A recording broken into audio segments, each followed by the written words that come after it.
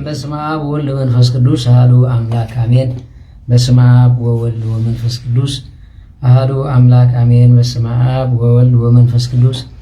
አሐዱ አምላክ አሜን። ይትባረክ እግዚአብሔር አምላክ አቡነ በዛ ጸሐነ እስከዛ ሰዓት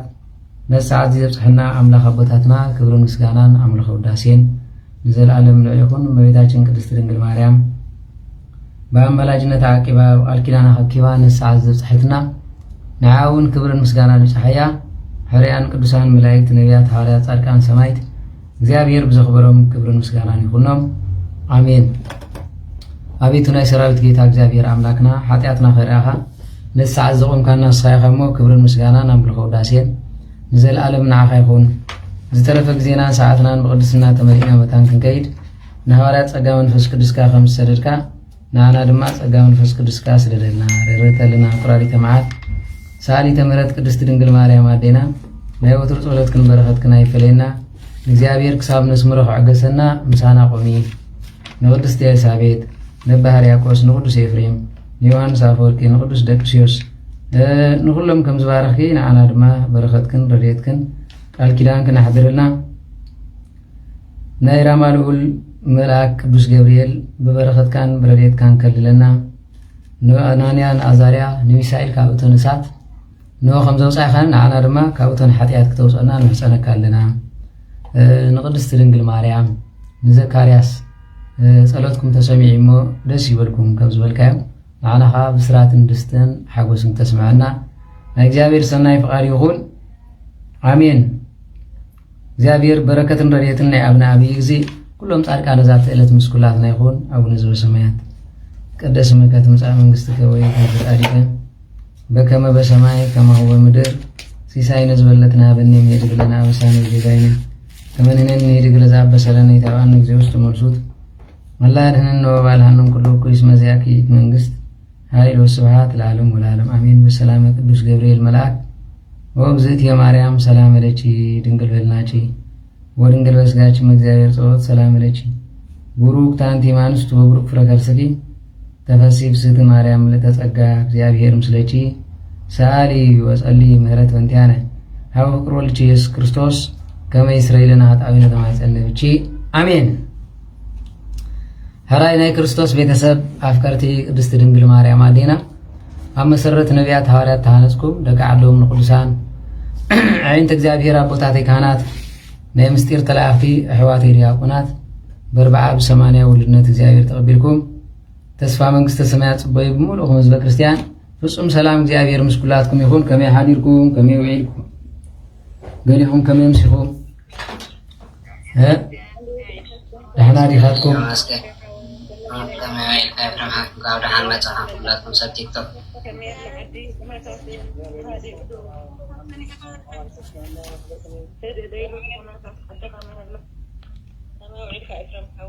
እግዚአብሔር ይመስገን። ሕራይ ምሕረቱ ብዙሕ ኪዳኑ ሰፊሕ ዝኾነ እግዚአብሔር ኣምላኽና ሓጢአትና ኸይራየ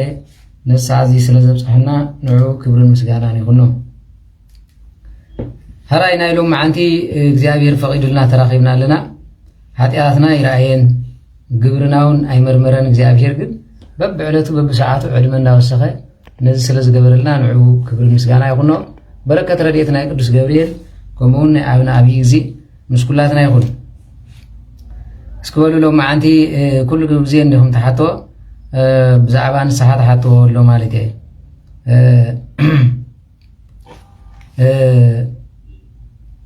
ሎም መዓንቲ እንታይ እንዳበልካ ኢኻ ቅድሚ ካህንሲ እንታይ ኢልካ ኢኻ ትንሳሕ ሓቀረ መቸም ሓጢአት እኳ ጠፍአ የለ ግን ተነሲሕና ዶ ተነሲሕና ሎም መዓንቲ ምስ ሰማዕኩማ ኩልኹም ማለት እቶም ተነሲሕኩም ትቆርባ ዋላ ተነሳሕኩም ጥራይ እስኪ 0-0 ግበር ተነሳሕ ዋላ ሓደ ጸላኢና 0 ይኹን ሓደ ግበር ተነሳሕኩም ወለካ ሓደ እስኪ ጸሓፉ ሸር ከዓ ግበርዎ ሸር ባኻ ግበሩ تحوهم بخنم طه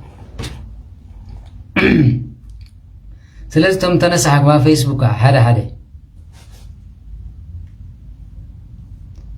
تنسحكم لهم داميتن 7 سبق خن السحريه بحنت معلتي وا هاس كولتا لما عندك تنسحكم عندكم صبغ غيركم لم يتنسح انا غاز ولد تقرا الله مالتي لم يترخيب نسحه هراي شير مغبروز فيسبوك تم ترفق مصيه تعتني خانص بلنا قال ملي يبلو بزي صعفو እሺ هراي تنسحنا إلا أن نفسنا عندنا منا يا زلنا انت إلك زنسا حق المخانات زبل تمرت مستمهارنا خا وكم بحدش قفف دارنا مخارج لنا مالي ها سلازي أبز فيسبوك وأبز سواير ندلو سوسان قالن سبار لهم أبزيون سوسان قالن أب تيليجرامون كل تيميتن عسرت حمشان قال يزرزو لهم ها اسكي تم تنسحكم حدا صحابس هجبولو صفوف معلتي انت ها هذا سباي غوبي هذا من سيسي غوبي زي بحال سغابتم قالت ذاتو الناس حقكم صنع صبوا حكر ساعه تصلوا اليوم انا ابد كاري يا حبيب صرونا حدث حقي تعدي ها ولا اخي باخ جمر بسحاقي تذكار تمسي بسحاقي مرعان تخوينس غدفو بسحاق جميل كاب سحاق زودا ولا من حزن سحاقي لومي طينان تولد تمسي سئل زبلمبر نحنا سحاقنا لمينا مالت بتاع عبيت زخونو ناي سحاق ابوتاتيوم ابيمنا تمنسياتهم كوميو لومي ጫጫቃ ትውልድ ይበዛል ማለት ስለዚህ ሓደ መንእሰይ ጎቢዙ ሕጂ ምስ ጎበዘ ጓሳ ስለዝነበረ ቁርብ ስተይ ዘበለን ዝለሓኾን ፀባግድ ነይረን ረብሸኖ ደጊም ዓድና ሓፍሓፍ ዝብላ ዝነበራ በዓል ተኽለ በዓል ገረዝ ገይር ክንረአይና ኢሉ ከመይ ዝመሰለ ተሻፎ በትሪ ፀሪብልኩም ከይዱ مسارك أبزا أبوسمو جيروا خير مالتي هجي طر مسيا يغريت على طر بزون ولا بزخنة مرعى مسيا طر خباب هو طر مسيا دقيم أبا قيلا أنا زخون اللي مالتي كم زم سب تيك توك سب فيسبوك سب يوتيوب زفكر مشالو نحر دارينا خن عصون خلينا تدارينا سوق نبلا نخلينا زول اللو مالتي نقرأ من قدنا حنت سبيت عقب زبالة اللو أبزيا تواسعيت زنورا يسوس جيتا يخبلا زبالة زبالة أنت يريدون ده أرحينا لنا وكاتغلال أديون من دين بحال نزدرا في نشتو منسي مفر سلام طيب ونعين بحراي عقب كن بلانينا هجي قلنا يقواسا عدنا قرب كنا لكم مالدي هجي قواسا خيرو بطرو قواسا دحر قبيسو 5 عايز قبراتا بطرو من قد خذت تخوينو 5 عايز قبرا انتو قبيسو كن 5 عايز قبرا وداي تدو ترايز بال 5 عايز غير مالد وط يجمر زخونه بتر تحري ولا جف دبل يزغيد سلازي يقاس خون كويس شجر اب كتما انت خوين خا خمس غيرو ابي فتنه مالي هجي بتر خمس غيروا خيد مسار حيزو ابا غويلا خون دلي مالي عندنا لومين عي ابا غويلا تزغيرنا لي تودي انت خستيرنا لوي لت كبرني لز بتر حيزو زنبره جنجب يبل حلف كلن زخونه قصل مالتي سلع كبلك ابراهيم حيالي تلزنبركا يبل مالتي تخلع تقول عم تبلغ نبركا جنجب يبلنتي نقط قات كيد سلع يبل مالتي قفزنا كويس الراي زلو هم مጨረሻ نبرخا خيرو انتي كقدسني بزي اخو لخ باغويلا زي لا مديلو ጎልጎል እንዲያ በዚህ ዓወል ወደ ዓወል አለ ጥር ስለዝኾነ ጽቡቅ ጌር ዘይነቀፀ እንታይ ይባሃል ዝነቀፀ ማለት እዩ ጥርሱ ሁሉ ንቀጽቅጽ ዝበለይ ሕዛት እንዲ በዚህ ቆጥቋጥ አሎ በዚህ በዓል ሸምባሃምቦ በዓል ጨናው ገረብ በዚህ ሎ በዚህ ኸ ማዕከል ዕረሎ በዚህ ኸ ቆጥቋጥ አለ ማለት እዩ ሕጂኦም ዓድና አለው ንበለይ ዝማ ከልደው ክብላለኒ ካብዚ ናብዚ ተጸጋ ሕርበል ክብል ጀሚሩ ማለት እዩ ጎቢሱ ቆይ نتسعري هيبو يقلفو دقوس انت دغال ادو تبل يركا يبلو انجي بعد يوم انجي انستي هنا لو تعالي دي يلو جا يبلن مالت نتسعري انجي تسعري ناي قوع تفلطو يوم كرتمتم يزبل حقيدا لخصوصات طيعت مسلخ ابزي كمزا متاقعت خمس قبراي بحريو بعال قطقات زي بعال شنبهامبو نيرو جف يبلو تعالي تاو ديما شم يبلو مالتي نخل رقفا بلو ድልድል ዝበለ ቆጥቋጥ እኒሆ ተኽለ ይዝኸውን ዘለሱ ተኽለ ተፀጋዕ ኢሉ ቆጥቋጥ ከዓ ደፊሩ ህርም ተበለ ነቓ ይብልኒ እንታ ብጡኽ ክንደይ መዓልቲ እንደ ተፀቢርካ ስሒብ ኣቢሉ ምሳር ገይሩ ቁርፅ ኣቢሉ እዚኣ ገይረ ምስላዕካ ዶ ሕሸካ ኢሉ ስሉዕ ኢሉ ተርቢዩ ኣብ መጨረሻ ንኩሉ ምስ ተፃረየ እንታይ ኢሉ ተሪፉ ማእኸል ዕረይ ሕጂ መን ኮይኑ ይስማዕ ዘሎ ገረዝጌር ውፃእ ከበሮ ንኻሊእ ኢሎም ጣዕረ ከዓ ትፈልጦ ኢኹም ኣንታ ውፃእ እንደ ኢሉ ኣብዮ ስሕብ ኣቢሉ በትሪ ገይሩ ተሃረመ እቲ በትሪ ኸይሩ ጀፍ ይብል ማለት እዩ በትሪ ንዕራ ኣንቲ ገብረኒ ድሕሪ በቲ ምሳር ገይሩ ሂቡ ተገደፈ ለዘዝ ኢሉ ለዛ እዩ ነዚ ክትል እዚ ኸዳ ማእኸል ዶ ዝበልካ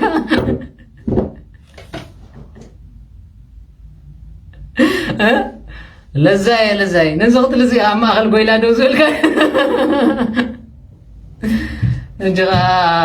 ዘመን ናበይ ገፁ ምዃኑ ምርዳዕ ያብየና ኣሎ ዘም ሰፈይ ዘም ሰብ ዩቱብ ከንፈራርሕኹም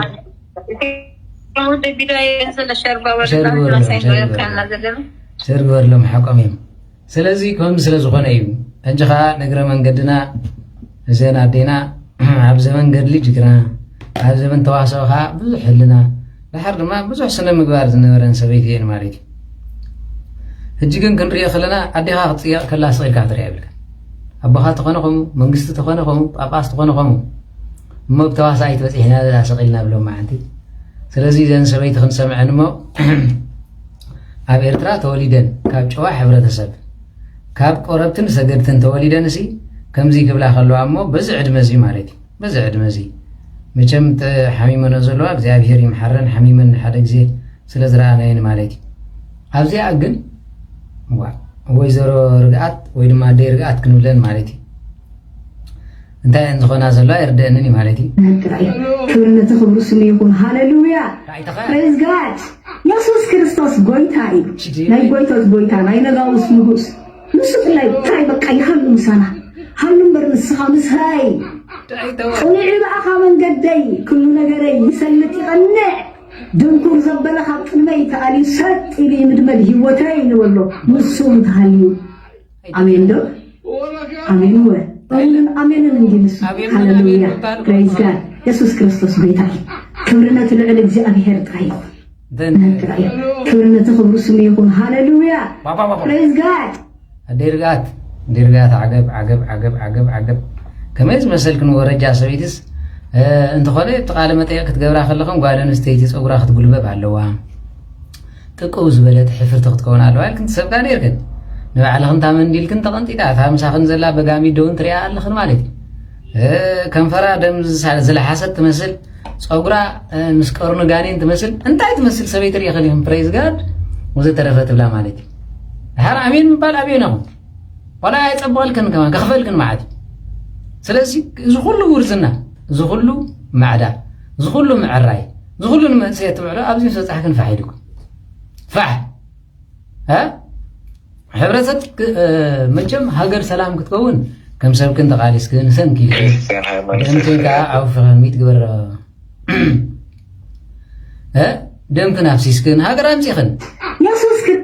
በዓል በዞም ፅንፅያ እዚኦም ንድሕሪት ክትምለሳ በዚኦም ሃገር ክትቀይራውን ብዙሕ ተዋሲእክን ጅግና ኮይንክን ተዋሲእክን ኣደ ኮይንክን ተዋሲእክን ኣብዚኣ ምስ መፅሓፍ እንዳታጨይቁልክን ሼም ኦኒ ሼም እቲ ትፈልጦ ገዳማት ናይ ኤርትራስ ናይ ሓሰውቲ ማለት ዲ ተዋህሎ ናይ ዕቅና መፅሓፍ ከይንነግረክን ጥቕስን ምዕራፍና ይትፈልጣን ግን እታ ዝገደፍክና ደብረ ቢዘን እቲ ክትጋለላ ከለኽን ስንቂ ስኒቑ ኮይማን ነዛ ናፅነት ቅድስቲ ኤርትራ ክትመፃ ኮብራ ሸቋጢሩ ዝኸይድ ዝነበረ ገዳም ዝኸይድ ዝነበረ ካህን ዝኸይድ ዝነበረ መነኩሴ ሓሳዊ ማለት ብጣዕሚ ዘሕፍር እዩ ሓታ መን ሽሙ ክርስቶስ ጎይታ እዩ መን ሽሙ ተወልድ ፍረ ሰላም እንታ ፍረ ሰላም ሓወይ ኣዴኻ ከምዚ ኢለን ክፅየቓ ከለዋ ንዓኻ ደስ ይብለካ ማለት ብህሉን ዘይብህሉን ኣብቲ ኮመንት ክፀርፎን ንዓኻ ወላ ደስ ይብለካ ፍረ ሰላም መቸም ለባሚ ትቆላ ብጣዕሚ ተሕፈራ ደርጋ ኣጠቕላላ እቶም ኣብ ኣስመራ ዝገደፍክነን መዓት ገዳማውያን ደብረ ሲና ከይድክና ኣይትፈልጣን እያ بعل تولنسا حداقيت أبسانا تبع الخوسدس أو عدنا لا يقويتوز بوي زين كلنا الناس اللي زين كل الناس قد بعل عبايخن بعل ديغن زناب كزن باخلو يتفلطن ديغن دولا تقمي يربخن دفين يقول بروتستانت أنا وخطأت لكن وار نتاي زولو غزي انت أنا هذا غزي أغزي أرقامكم سيقالكم علوتم عبيدي ما مرقات كومين صبيكن مالسي حفرتي ورجع بزار أربعة مقلد سويت مغان كنين نفلت أبزقن زي ربح سرح زي ربح لا رومي معرف حلقة قطر عسران شو من تنام زيابير كفتو لبهم كساب زي كفت زيابير ما زي ربح عمره دعار ما حتصب كالكن ممساحب أروديا قدام رقيسكن أبدات رقيسكن وانجر رقيسكن مسكر رقيسكن عفاف ناقر قوازي تكن بروتستانت دا تقادي لكو حبر زيدهن እንኳን ቤተ ክርስቲያን እንኳን መንግስተ ሰማያት ከወርሰካ አይትረፍሲ ወላ እንዳጸደፍካ ከማን ዘይደን በምን ታዳ ስለዚህ ምናልባት ምስት ዘለ ሽግር ናይ ሕክምና ኢሎም እንድሕር ኮይነ ማጋጊዮም ይኹን ሕማቕ መዓልቲ ውዒልክን ኣብዛ ዕድመ እዚኣ ግን ተነሲሐ ግን ቆሪብክን ተኸላላዳ እምበር ምዞም ድርባያት መናፍቃን ከምዚልክን ትፃወታላ ዕድመስ ወይ ምናልባት ካ ታተዋስኦ እንተሓሚቓትክን ተዋሳ እንተሊኽንካ እዚና ክንምልደሊ ግን ኣነ عبي خبري زلنا باخن مالتي هذا ديرقات عبي خبري زلنا أتليست فقالني أتخنكن كمان دو بلامو تحرقي قهاليوسو بقينا خنا ردك ما عاد كهنات اندهلو ما عاد دياقونات اندهلو تمالو خون كورم تزبقله بحكم يركن والد أبي خون عدهم أبي خون بقولكن مجم أبي تران تقولوا خاف سنة عفس قاب قاش باركا قاب تصورونا سقاب بازع سقاب عسب كم زخون ردو نجري ها ግን እዚም ኩሎም ቅዱሳን ገዳማውያን ካሊ ትረፍ ለምጽ ተለፍዲዱ ዝኸለቋ ተፈውስ ኸይድ እንዳራኸ ዋ መራካ ደሰቢስ ይገልጋይ عجب ما مرقات عجب مو مزخلو ورزونا مزخلو قدسنا أين عد ما تعرفكن ها أنجواسي أبجرا بس أحد غير قريب مالتي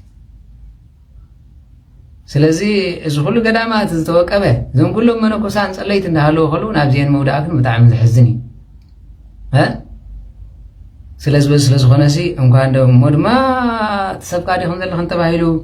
رايتهم سب تيك توك سكول عتوما وزلوا ولا واو حتى فرس سلام حوي ساعات اللبم سلازي انتهي تقول لك ما مباركو صبوي ها نيولت اكو ودايو اتبعين سماعتنا داو صيوا ود سلست عمد زي من الانسان مالتي انسان جوركوس سلازي نسخاون لبامي خايلي امن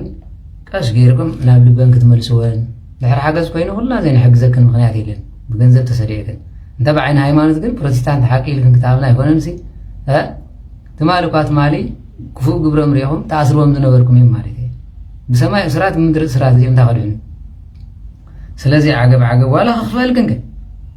وا سبيت غرما انت تقنطيتو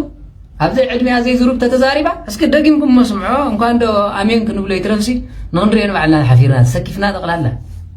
تايم زولو سم تيك توك حفرنا وتسكفنا ليهم تلو ولا أنا معلش تسكيفة مالتي كلنا تخبروا سمي يكون هاللويا praise God يسوع كريستوس غويتاي ناي غويتوس غويتا ناي نغاوس نغوس نسوت لاي تاي بقى يحلم سنة حلم برنس خامس هاي طلعي بقى ديرغات نسوت راي هالو تبلات ملائكة تخنتا غيرومنا هم قد سانتم صالحان كزي يخبنا اينا كريستوس يخن تبلو زلخن فحكو إلا تقلالا راح زبحال يلنا بزي سلازي نابي قصو سلازي ولا تملك عكن تدوينو زنور قرما خن تقنتيتو ولا تستلني خن ولا تقننا خن كوي تفتحي وتزل شقر مالي ها سلازي قلنا انت فتح حسويت ما جمت فلطا خن فتحت صبر تبايل بخمان يتصرف عدنا مالي زي عقب ما مرقات عقب كريستوس غويتاي ناي غويتوس غويتا ناي نغاوس نغوس نسوت لاي تاي بقى يحلم سنة حلم برنس خامس هاي طلعي بقى خامن قدي كل نجري يسلط يغنى دنكم زبلة خط الميت علي سات إلي مدمد هيوتين أبي كبر أبي مليس دون كل بخانا كنبر زيل كار اللي ديرغات زيل كاكو زربايل ድንኩል ግን ክንሰብ እንዳዓንቀፍ ክንስ ድንኩል ታሪኻ መሊሱ ከም ዝኽብለክ ናበይ ገጹ ሪኽን ዝኹሉ ቁናኖ ዝኹሉ ዙርያ ዝኹሉ ልብሲ እዛ በሃም ጋር እዚኣ ጋግያት ክንድሕራብ ዝትውዕላ ሃሊኽን ሼም ኦን ሼም መጋድል ተኽንፅባሕ ከማን ፎይሎም እዮም ክንዕቆኹን ንክርስቶስ ኣይኮነን ብዓይኒ ሰይጣን እውን ትፅላእ ኢኻ ማለት ፕሮቴስታንት ሽግርኩም እንታይ ድዩ ከምዚ ኢልኩም ሰብ ምስ ፀለኩም ብክርስቶስ ኩሉ ፅላኣት ክትኮኑ ኢኹም ዝብል ሓቂ መስለኩም ማለት ዋላ ብሰይጣን ፍንፉን ኢኻ ትኸውን ስለዚ ስለዝኾነ ንሱ እንተሃልዩ ኣሜን ዶ ኣሜን ወይ ኣሜን ኣሜን ደልካ ደለ ዘይኮነ ኣይ ኣሜንን ኣሜን ዳ ያበለ እምብኮይሎም ህዝቢ ኩሎም ኣሜን ዳ ተበልካስ ናበይ ገፃ ስለዚ ምድመድ ሂወተይ ንበሎ ንሱ እንተሃልዩ ኣሜን ዶ ኣሜን ወይ ኣሜንን እንጂ ንሱ ሃሌሉያ ፕሬዝ ጋድ ኢየሱስ ክርስቶስ ጌታ ክብርነት ልዕል እግዚአብሔር ጥራይ ክላው ክላ አንስቴ ለሚ ዓቢደ እንዲብል ነይሩ ተሪው ሰዋ ለሚደ ይባል ነይሩ ቀደም ማለት ስለዚ አንስት ሎሚ ተዓብዳ ተጽለላ ኣለኽን ኣደይ ርግኣት ከዓ ቀስ ኢልክን ተመለሳ እዚ ዝበሃል ዘረባ የለን ንሕና እስካልእ ክትገብራ ካልእ ትምኽራ ንዝተሰደኸ ተፃናንዓ ካልእ ይትረፍ ማለት እዩ ጅግና እኒኽን ብዘመንክን ማለት እዩ እቲ ብሳሕል ዝሕለፍክኖ ጅግንነት እኳ ተትነግሮ እቲ ሰብ ተደቢሱ ምኸደ እምበር እዚኣስ ኣይግብርን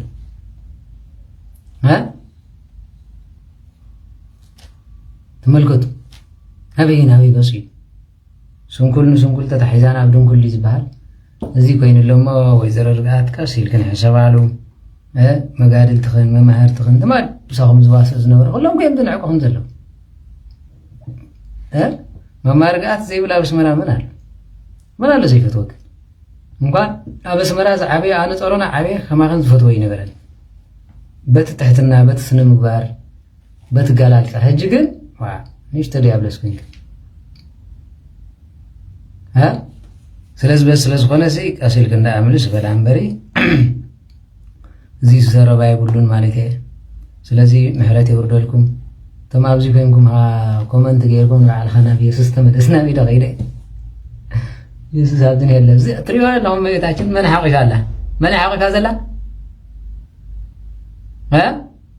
መን ተሓቂፉ ዘሎ መድኃኒዓለም ኢየሱስ ክርስቶስ እሱ ዶ ይኮነን ማለት እየ ናበይ ናሞም ከይድ ማለት እዩ ናብ ኢየሱስ ንዓንተ ይልኩምና እዚ ኣብ ሕቑፉ ኣሎ ንሕና ካብቲ ገዛ ኣለና ምስኡ ኣለና ማለት እዩ ናበይና ክንከይድ ስለዚ ሲ ሓደ ግዜ ሲ የኽፈለ ኢልካ ኮን ይግደፍ እዩ ማለት እዩ ወይ ከዓ ኤውሮጳ ምስዓተ ክንተማዕቢልክን ምናልባት ይምዕበል ሓደ ግዜ ማለት እዩ መቸም ብኣኽን ሕማቕ ከይንዛረብ ፅቡቕ ዘመንኩም ስለንፈልጦ ሰብ ክንቢና ካልኣይ ሳልሳይ እንተደጊምክን ግን ስቤትክን ስጋብ ዝቕለጥ መልሲ ክንበክን ኢና እዛ ሚድያ ጠቕሊልክን ስጋብ ፀላዓ እዚኣ ፍለጣ ኣደይ ርግኣት ከምዚ ክትፅይቓ እንተጀሚርክን ኣብ ፀሊኢ ፍሬማ ይውዕልክን ስለዚ በዚ ንብል ንፈትወካ ፍረ ሰላም እውን ንዘነዴኻ ሕሽኽ በለን ሓደ ግዜ ውላድ ይመልሰካ ውላድካ የጥፈካ እንዲ ስኻ ተሓይሽ ኣክሱም ከይድካ ተመሪዕኻ ትኸውን ኢኻ ስለዚ ምልስ በለደይ እንታይ ክትኾን ኣለኺ ምባል ፅቡቕ እዩ ዓገብ ኣደይ ርግኣት ዓገብ ሕራይ በሉ እንታይ ኢልካ እዩ ዝንሳሕ ዝብል ወንጌለ ማቴዎስ እንታይ ይብል ማለት እምበኣርከስ ንንስሓ ዝግባእ ፍረ ኣፍርዩ ወይ ድማ ንንስሓ ዝግባእ ፍረ ፍርዩ ይብላል ሓቂ እንታይ ኢልካ እዩ ዝንሳሕ ንሕር ኮይኑ መጀመርያ ንስሓ ማለት እንሆ ዕዳኻ ምቕንጣጥ ማለት እዩ ዕዳ ብመን ተፃሕፈ ዕዳ ብእግዚኣብሔር ኣምላኽ ስለዚ ሰይጣን እንሆ ብዘጋገዩ ሰብ ወዲቑ እግዚአብሔር ኣምላኽ ድማ ንጽህቲ ነብሲ ክነባላሹ ከሎ ንርኢ ሓጢኣት ክንደይ ዓይነት ሓጢኣት ኣሎ እንተይልኩምኒ ቁፅሪ ይብሉን ብኸመይ ሓጢኣት ዝፍፀም ዝብል ግን ብሰለስተ ነገር እዩ ብሓሳብ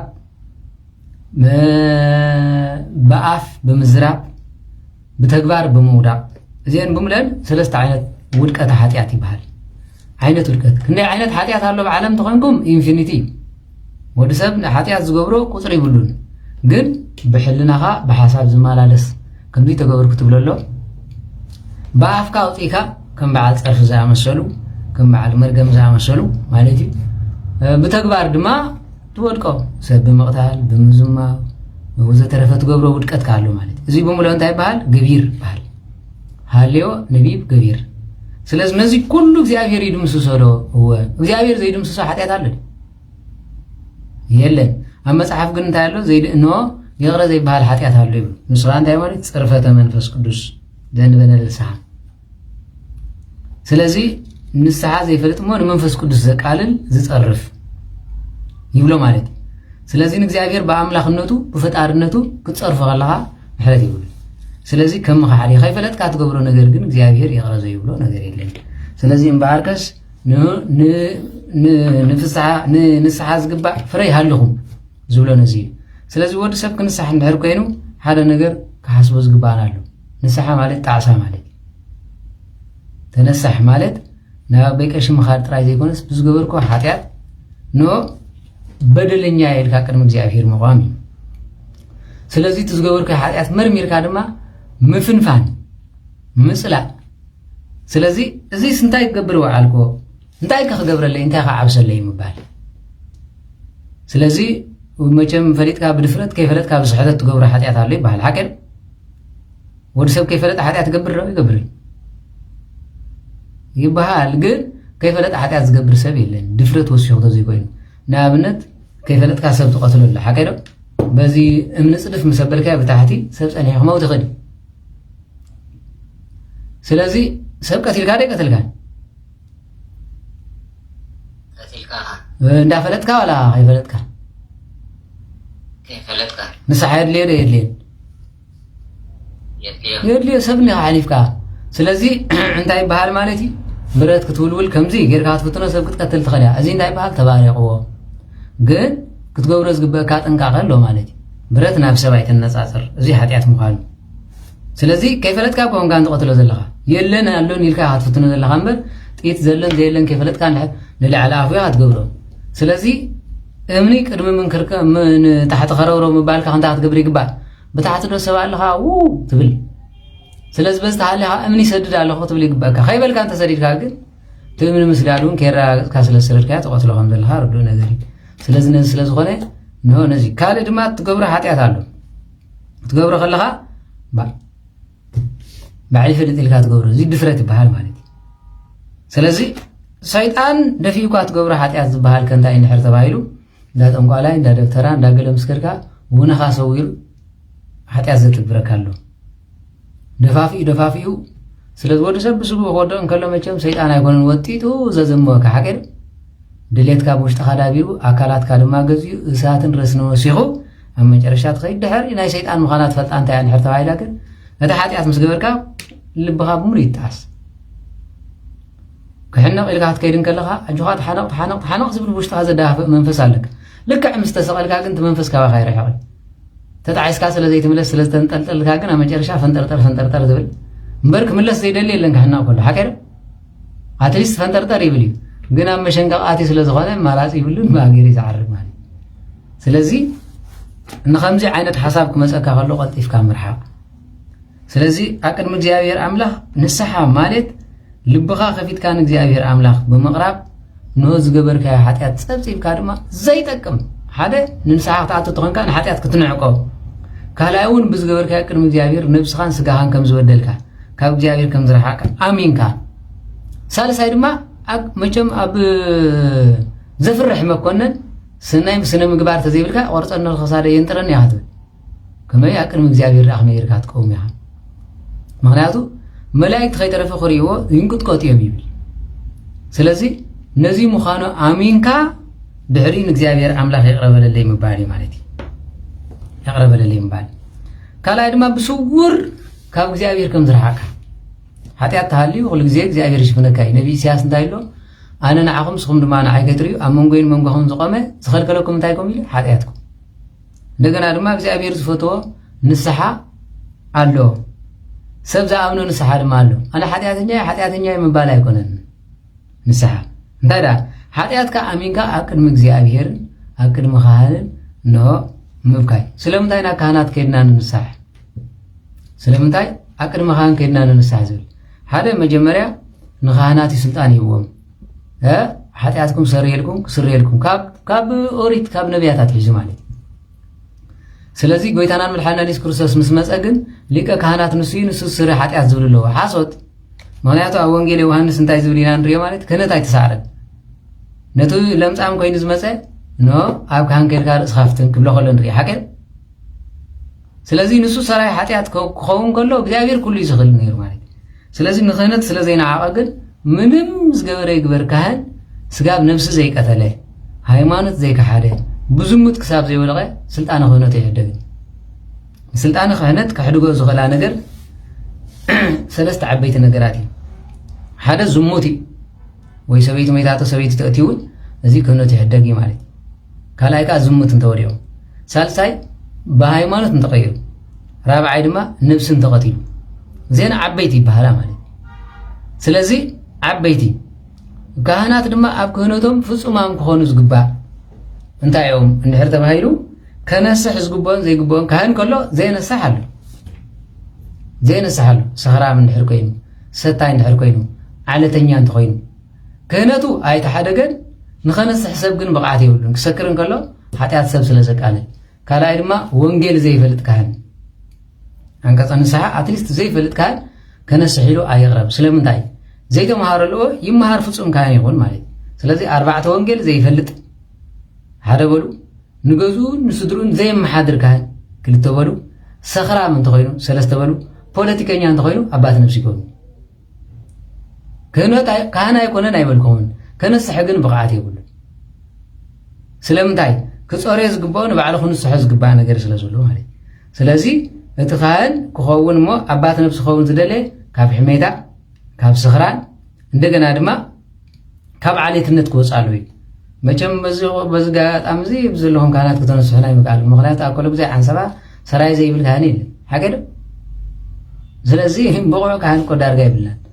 እግዚኣብሔር ምሕረት የውርድ ማለት እዩ ስለዚ ካህን እንተኮይኑ ዓድን ዓሌትን ዘይምርምር ክኸውን ኣሎ መስተን ስኽራንን ዘይፈቱ ላግፂ ዘይፈቱ ገፁ ድማ መገስፅ ዝኾነ ይብል ማለት እዩ ገሳፆ ክኸውን ኣሎ እዩ ስለዚ ሰይሉ ምዝጠቅም ዘይጠቅምን ሆ ዝብል እንድሕር ኮይኑ ግን ዘይሩ መማኽርቲ ረኺበ ኢሉ እውን ንስሓ ናይ ሰባት ኣውፅኡ ክዛረብ ክእል ስለዚ ዘይሓሚ ክሓሚ እንተሰሚዕዎ ስቆል ኣበይ ኢኻ ሓሶት ኢሉ ዝግስፅ ክኸውን ኣሎ እዩ ካልኣይ ዘይሰክር ሳልሳይ ድማ ብፖለቲካን ብዓሌትን ዘይተበከለ ራብዓይ ወንጌል ዝፈልጥ ሓምሻይ ከ ደቁ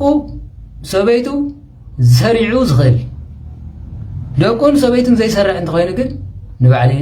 ይፅረ ይብል ማለት እዩ ይፅረ ስለዚ ስለ ዝኾነ እቲ ዓበይቲ ነገራት ዝበሃል እዚ ዓበይቲ ነገራት ካልኣይ ነዚ ዝገበረ እዚ መነስሒ ኣቦ ካህን ክበሃል ዝኽእል ማለት እዩ ተዘይኮይኑ ሓወበይ እንዲ ዘመደይ እንዲዩ ወዲ ዓደይ እንዲ እንዳበልካ ኣይኮነን ማለት እዩ ግብሩ መርሚሩ ሰብ ድማ ኣባት ነብሲ ክመርፅ እንከሎ ርእዩ መርሚሩ ጸሎት ገይሩ ይብል ማለት እዩ ኣየ ናይ እግዚኣብሔር ዝኸውን ንዓይ ዝመርሐኒ ነብሰይ ዝዕርየኒ ኢሉ መሪፁ ንሱን ኣባት ነብሲ ይግበር ንኣብነት ሓውኻ እንተኮይኑ ባት ነብስኻ ክኸውን ኣይገልኒ ብዘይ ካብ ጭንቀት ግዜ ማለት እዩ ስለምንታይ ሓው ስለ ዝኾነ መቕፃዕት ዋላ ሸለል ክብሎ ኽእል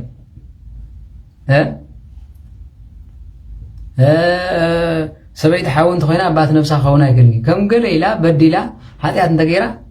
ኩሉ ግዜ ናይ ስጋ ነገር ከስድዑ እያ ሓቀድ ስጋ እያ ለቢሱ ሰበይቲ ሓወይ ከላ ከምዚ ገይራ ንኣብነት ኣይትውደቑና እንተትወድቕ ነይራ እሞ ኣብ በቐሸይ ከምዚኣ ገይረ እንተትብል ኣብ በቀሸ ከዓ ሰበይቲ ሓወም እንተኮይና ደስ ይብሎም ፅቡቕ ዓይነ ክሪእዋ ክእሉ ናይ ስጋ እዩ ዘስድዖም ስለዚ ርሕቕ ዝበለ ይኹን ኣነ ኮ ዝብል ዘለኹ ዓዲ ኋላ ዘለዉ ካህናት ብምልኦም ንስመጃና ክኸዱ ኣለዎም ስመጃና ዘለዉ ብምልኦም ንጋሽ ባርካ ክኸዱ ኣለዎም ጋሽ ባርካ ዘለዉ ካህናት ብምልኦም ንዓሰብ ክኸዱ ኣለዎም ዓሰብ ዘለዉ ካህናት ብምልኦም ነስመራ ክመፁ ኣለዎም ከምዚ እንተዝኸውን ነይሩ ፅድቅና ምበዝሐ ገሳፅ መምህር ምኾነ ተዘይኮይኑ ግን ዋላ ክምንኩስ እንከሎ ማርያም ኣይላ እንደላ ወዲ ከባቢ ማርያም ኣይላ እዩ ዘሎ እዚ ዳ ዓሌተኛ እንዳለኸውን ክትምንኩስ እንተኮይንካ ቋንቋ ካብ ዘይፈልጥዎ ስም ካብ ዘይፀውዑ ዓዲ ኸይድካ መንኩስ እዩ ዝብል ምክንያቱ ኣብቲ ጎረቤትኻ ከባቢኻን ሰብ ክህልው ይብሉን ይብል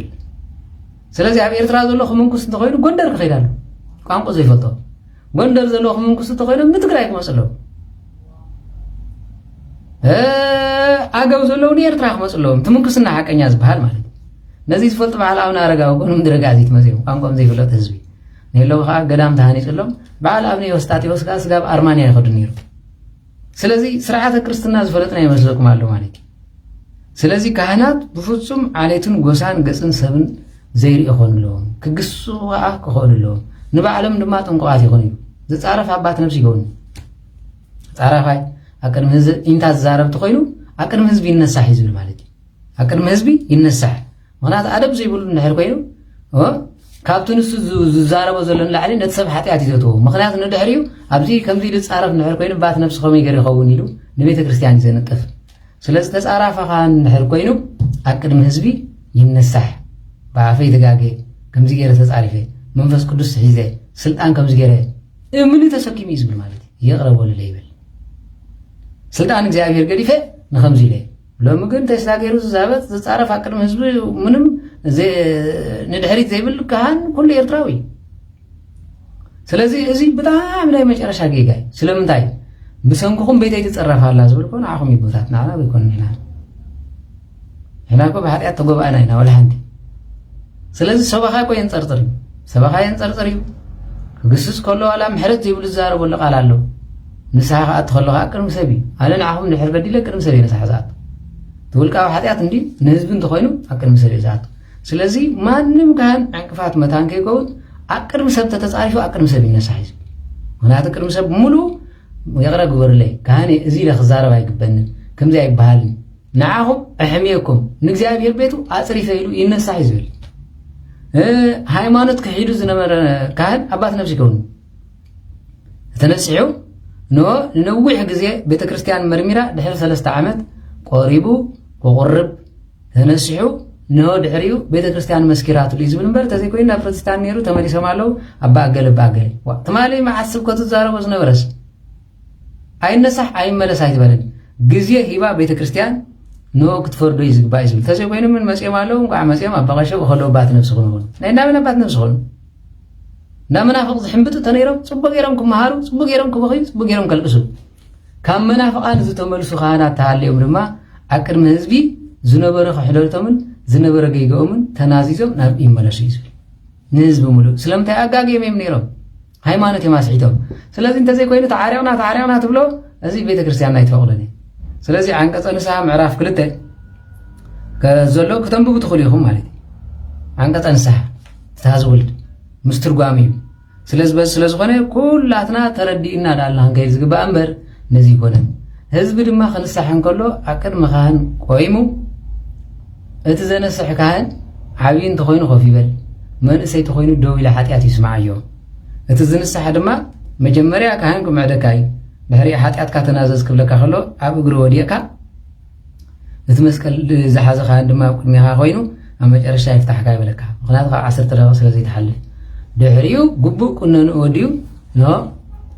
ይኽድ ይብል። ሎሚ ግን ከምኡ የለን ንሕና እውን እንተኾነ ገሊኮ ብቴሌፎን ድሓን እስኪ ኢሎም ካህናት ተፈቒሎምስ ደቂሱ ከሎ ይንሳሕ ኣባቐሸ ከምዚ ይህቦ ኣንተ ዘይብሎ ምዕት ትውልድ እዩ ድሕሪ በቀሽ ድሓን ሓንፀገበ ይብሉን ደቂሶም ክሰምዑ ማለት እዩ። እዚ ዳ እሞ ንስሓ ዘይኮን ምቅያር ቴሌፎን እዩ ዝበሃል መርዚ ዳ ንስሓ ይኮነ ንስሓ ማለት እንዲያውም ቶም ዝንስሑ ኳ ቪድዮ ከፊቶም ክንስሑ ይግባል። ቪድዮ ከፊቶም ነወደኒኖም ተንበርኪኾም ክኸውን ዝግበኦ ንሱ እዩ ንስሓ ማለት እሱ እዩ። ስለዚ ከምቲ ገፅ ትሪኦ ዘለካ ከምኡ ክኸውን ኣለዎ ክሕፍረካ ክኽእል ኣለዎ እንተተኻኢሉ ብቴሌፎን ንስሓ ፅቡቕ ኣይኮነን። ካህናት ኣብ ጥቓኻ ክህልው ፅቡቕ እዩ ከምዚ በዓል ስዑድያ ከምዚ ካልእ እንሪኦ ዘለና ካህናት ኣብ ዘይብሉ ቦታ እንተኮይኑ ግን ንመንፈስ ቅዱስ ዝኽልክሎ የለን እግዚኣብሔር ሓጢኣቱ ንኽስር ድማ ንካህን ገደብ የብሉ ጠፈርን ደፈርን ኣይኽልክሎን። ስለዚ በዚ ክንሳሕ ዝኽልክሎ ነገር የለን። ስለዚ በዚ ስለዝኾነ ኩላትና ዘሎ ካህኑ ዘሎ ዲያቆኑ ንስሓ የድልየና እዩ ናይ ብሓቂ ብለኩም ኣለኹ ንስሓ የድልየና እዩ። ስለዚ እንታይ እንዳበልካ ክትንሳሕ ብዓብዩ ሓጢኣትካ እንዲኻ ትዛረብ ሕጂ ዝንስሑን ዘይትንስሑን ነዚ ዘረባ እዚ ምስ ሰማዕኩሞ ንስሓ የድልየኩም ዶ የለኩም? ስለዚ ኣብዚ 100 ሰብ ኣለኹም ኣብዚ 100 ሰብ ኣለኹም ኣብዚ 300 ሰብ ኣለኹም ክንደይ ማለት 500 ሰብ ሸር ግበርዎም ንስሓ ኸውን ከሎ ሸር ክትገብርዎ ይዝግባል ኳላ 10 ግዜ ሸር ክትገብርዎ ይግባል። ተኻልእ መዓልቲ ኮ ወላ ሓንቲ ንህይወት ናበርከተ ንስሓ ኸውን ከሎ ግን ብኣግባብ እዙይ ብሓፂር እየ ክነግረኩም ብዓብዪ ድማ ነፍሲ ወከፍ ዝገበርኩሞ ሓጢኣት ካብዚአን ዘይገበርኩም እንታይ ኣላ እሞ እዚአን ኢልኩም ከተነሲሕኩም ዶ እዩ እዚአን ኢልኩም ከተነሲሕኩም ዶ ቀዳማይ ንስሓ ስለዚ ስለዝኾነ ናይ ሓጢኣት ምንጪ ሃብቲ ብምፍቃር ንእግዚአብሔር ምኽሓድ ዝብግስ እሞ ገበርኩ ሰራሕኩ ኣበስኩ ማለት ሓጢኣት ሰራሕኩ ማለት ስለዝኾነ ኣብ ቅድሚ ካህናት እዚ ኢሎም ምእምናን ይነስሑ ይብል ንኩሉ ግዜ ቀሲስ ኣብ ዝቆመሉ ግዜ ይብል ቀሲስ ኣብ ዝቆመሉ በሉ ንስሓኹም ተናዘዙ ክብል እንከሎ ንፍዕ እንተኮይኑ ተኻህን ነዘን ዝገበርካየን ዓይነት እየን ካብዚአን ዘንብበልካ ምስ በለ እዚኣ ገይረያ ከምዚኣ ውዒለያ ኢሉ ይንስሓ ካህን ድማ ነዘን ንስሓ እዚአን የንብበሉ እዩ ፈጣሪ ክሒድካ ዶ ናይ ኣረማውያን ናይ እስላም ናይ እስላምን ናይ ክርስቲያንን ጠንቆልቲ እንዳዛርን እንዳውቃበን ዘለዎም ከይድካ ዶ ይከድካን ከይደ ካብ ሓጢኣት የቕርበል ዘይከደ ይህሉ ዶ ስለዚ እንዳ ኣረማውያን እንዳ እስላም እንዳ ጠንቆልቲ እንዳዛር እንዳውቃበ ቀዳማይ እዚ ስለዚ ኣምላኽ ክሒደ ከይደ ካልኣይ ነብሲ ቀቲለ ቂምን በቐልን እንሆ ኣብ ዝሓዝ ኩሉ የቕሬታ ብዘይ ምግባረይ የቕሬታ ክሓቲትካ ዶ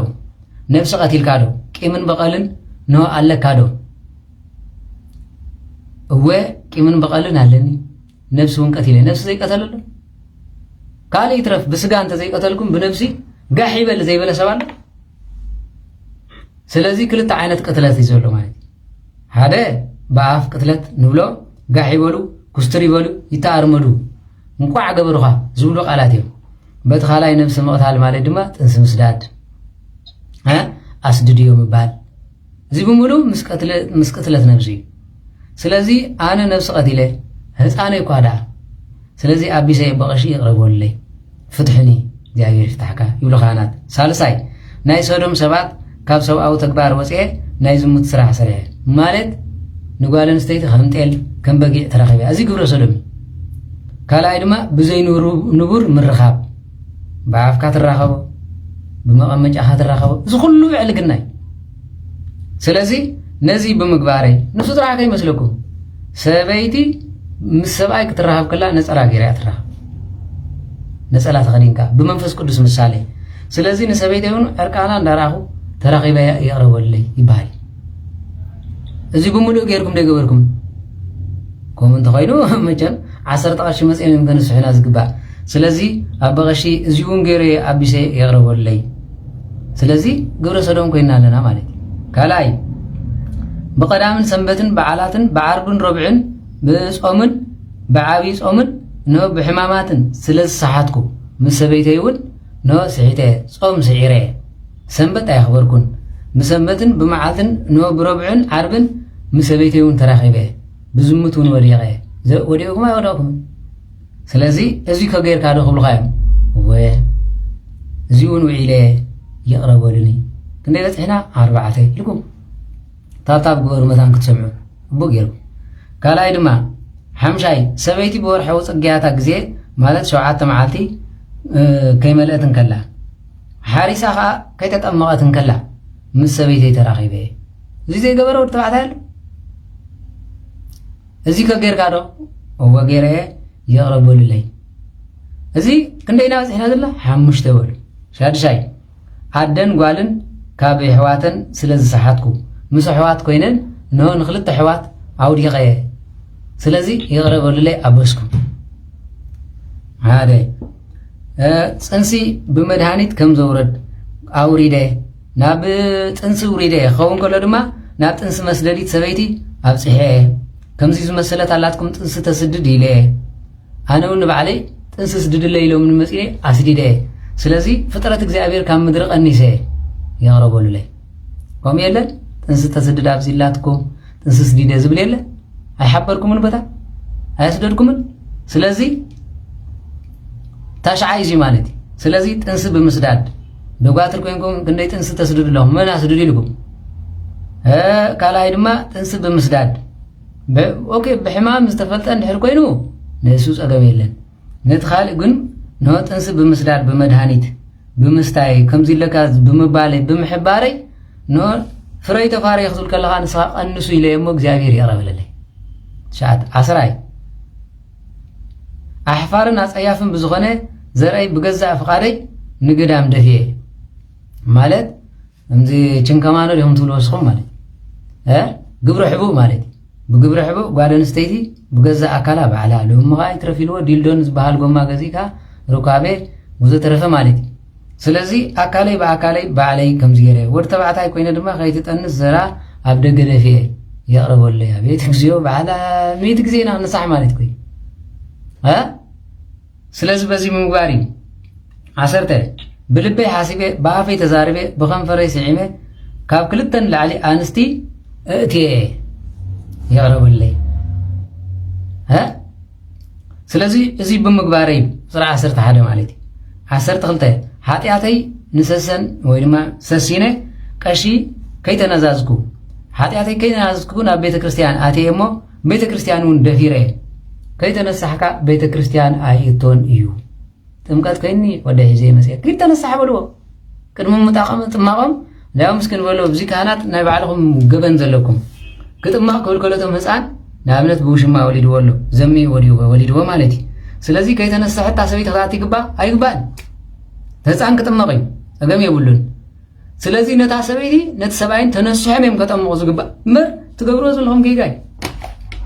سلازي حاتيات غير خنسي كيتنسحكو بيت مقدس رجيسه سلازي قرب لي تزي كوينو افدق يصنا حزب مسغاب زنسح فتحني نبل مالتي قطر 13 قننا كيفصمكو بقدس قربان بموسادي قننا خيوداكا خلخا قدس قربان يوسدني هذا قننا كيوداكا خلخو እንደገና በኃጢአት ወዲቀ ስለዚህ በድፍረት ወሲደ የሞ ነው እግዚአብሔር አምላክ እንተ ተዓገሰኒ ኃጢአት ግን ገሬ ስለዚህ ፍትሕኒ ረይዎ ኮሚ ገበርና ስለዚህ ከይተነሳሐ ውስድ አቢሉ ቁነኑ ከይወዳ ከሎ ቅዱስ ቁርባን አይወሰድኒ ፍጹም ቁነና ከይወዳክ ስግዳን ካጾም ካጾሎት ካመጽዋት ካዛሃቡካ ጥምቀት ተኮይኑን ጥምቀት ከኸያቡ ከይወዳካ ቅዱስ ቁርባን አይወሰድኒ 14 ናይ ቤተ ክርስቲያን ሃብቲ ብዘይ ፍቃድ በመውሳድ በዲለ እሞ ካብ ኃጢአተይ ፍትሕኒ ናይ ቤተ ክርስቲያን ሃብቲ ዝበሃል እንታይ ሓደ ንዋያተ ቅዱሳት ናይ ቤተ ክርስቲያን መስቀል ወዘተረፈ ኸውን خلي ምንጻፍ ሽምዓ ጥዋፍ ካላይ ድማ ምጽዋት ይወሰድኩም እና እግዚአብሔር ንብረት ዕሽርኩም አይሰራኩም ዕሽር ከፊልኩም ትፈልጡ ስለዚህ ናይ እግዚአብሔር ንብረት ሰሪቀ እሞ ኖ እግዚአብሔር ይቅረኽ ብለኒ ፍትሕኒ 15 ናይ ሓደራ ገንዘብ ናይ ሓደራ ከብቲ ናይ ሓደራ ኣብጽሕለይ ዝበልሉ በሊዕ ከም ዝገበረ በሊዕ ሰባል ሓቂር እዚ ኣብጽሕያ ሓደራ ዝተባሃለ ጥዕም ዘብለውና ኣሎ ደብዳቤ ብጽሕ ተባሂሉ ቅድድ ኣቢሉ ዘንበበውን ኣሎ ይባሲሉ ወናትና ሰብኮ ደብዳቤ ናብ ፀሓይ ገጽ ገይሩና አንቢቡ ዝኸይድ ሰብ ኣሎ ስለዚ ዝተዋሃብኩ ሓደራ ብግቡእ ኣይብጽሕኩን ጠሊመ ስለዚ እግዚአብሔር ይቅረኽ ብለለይ ፍትሕኒ 16 ብግላው ጥቕመይ ንንጹህ ሰብ ወንጌለ ዘይበለዎ ብምባለይ ስም ብምጥፋእ ብዝደፈርኮ ደሙ ብዘፍስስ ኖ ዓለት ንዓለት እውን ኣባይሰ ከምዚ ኢሉኳ ከምዚ ገይርኳ ኢሉ ዘረባ ዘባፅሓሎ ሓቂር ስለዚ ዋላ ዘይግበአኒ ኖ ከብፅሐውን ኣይነበረንን ስለዚ ከምዚ ገይረ ሰብ ኣባይሰ ኣክኒ ዝዓረቕ ሰብ ኣባይሰ እሞ ይቕረበለይ ስጋብ ጃ 16 ኢና በፂሕና ዘለና ሱሳን ገለን ኢና ክንበፅሕ ሕሰብዎ ማለት ስለዚ ከምኡ ዘይገበረለኩም ዲ ሸር ብምባል ዘባእስናዮም ኳ ክንደይ ማለት ሓደ በሉ 17 ካብ ዘራፊ ነጣቂ ሌባ ዓመፀኛ እንዳፈለጥኩ ምጽዋት ተቀቢለ ስለዚ ዓመፀኛ ሰራቂ ኣመንዝራ ዘይተነስሕ እንተኮይኑ ምጽዋት ይተቀበል ቅድም ንስሓ እግዚአብሔር ገንዘቡ ዘይኮነ ሰብነቱ ይዘድሊ ይብል ስለዚ በቀሽ ከይተነስሕ ከሎ ይተቀበሉ ኃጢአትን ባዕሎም ከይዱ ተነስሖም ተገይርኩ ንስሑ ምስ ወደያ ተቀበሉ ንገዳማት ሰሪድኩም ደም ምጽዋት ከይተነስሕኩም አቅድም እግዚአብሔር ቅቡል አይሆን እግዚአብሔር ገንዘብኩም ዘይኮነ ንስኹ ገንዘቡ ክትኮኑ ይዝደሊ ስለዚህ ተነስሕካ ተጠሚቕካ ትኸይድ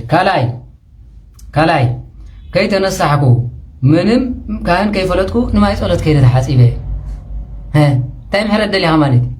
ምሕረት ማለት ንስሓ ኪድ ቅድም ንነፍስኻ ድሕን ስለዚህ ከይተነሳሕ ማይ ጸሎት ዝኸደ የለ ድፍረቲ ቅዱሳን መካናት በምርጋጸይ ስለዚህ ምን ሰሓድ ለና ይንኹላትና ማለት ስለዚህ እዚ ገና እዩ هراي قطر 18 مس توجزه حدا بمخان حبيره امو كاب حطيات يقرول زي مخام زم تحدثوا تعريقكم زلهم سمين امريكا بمنتا يقوم زي تمرتون ሃይማኖትን زي ባህል ከመይገርኩም ታሪኩም ትብሉና ስለዚህ በሙሉ እዚ 19 بيد አረማውያን ከሓቲ ዝተሓርደ ስጋ በልዐ ካብ ሱፐር زي بلع لكم من حريدو بسمنت حريدو بسمامي الحريدنا ስለዚህ እዚ ብምግባረይ በልዐ እሞ ነው ኃጢአት ገበርኩም ዒስራ ብጾም ዝተሓርደ ስጋን ነው ድማ ቅብን ጠስምን ማለት በልዐ እሞ ካብ ኃጢአተይ ፍትሕኒ ስለዚህ ብጾም ላማይ ተሕለብና ተሕለብ መንግስት ይው ስለዚህ ወለድና ግን እንታይ ገብሩ ነይሮም ጾምን ዓርብን ረብዕን ክኸውን ከሎ ድኻ ሕለብ ባይ ባል ነይሩ ስለዚህ ረብዕ ሓሊቡ ሓሙስ ክበልዕ ማለት ከምኡ ይኮነ ነይሩ ወለድና ዓላ ደስ ገበይ ጽገረዳ ለተሎ አደስ ገበይ ረብዕን ዓርብን ተሓሊቡን መን ይዝዋብ ንድኻ أربعة ጾም ተሓሊቡ ንመን ይዝዋብ ለኻ ጌርካ ንድኻ ይዝዋብ ነይሩ ስለምንታይ ዝበልዕ ስለዘይብሉ ዝሓልወ ስለዘይብሉ ማለት ስለዚ ብረብዕን ዓርብን ዝተሓለበት ዝተኸለሰ ጠስሚ ዝተሓርደ ስጋ ብግዜ ጾም ዝተሓርደ ስጋ በልዐ ዋ ብጾም ተሓርደ ስጋ ኣይብላዕን ብሰንበት ተሓርደ ስጋ ኣይብላዕን ሰንበት ኣይሕረድኒ ማስዳ ኣይሕረድ ሶኒ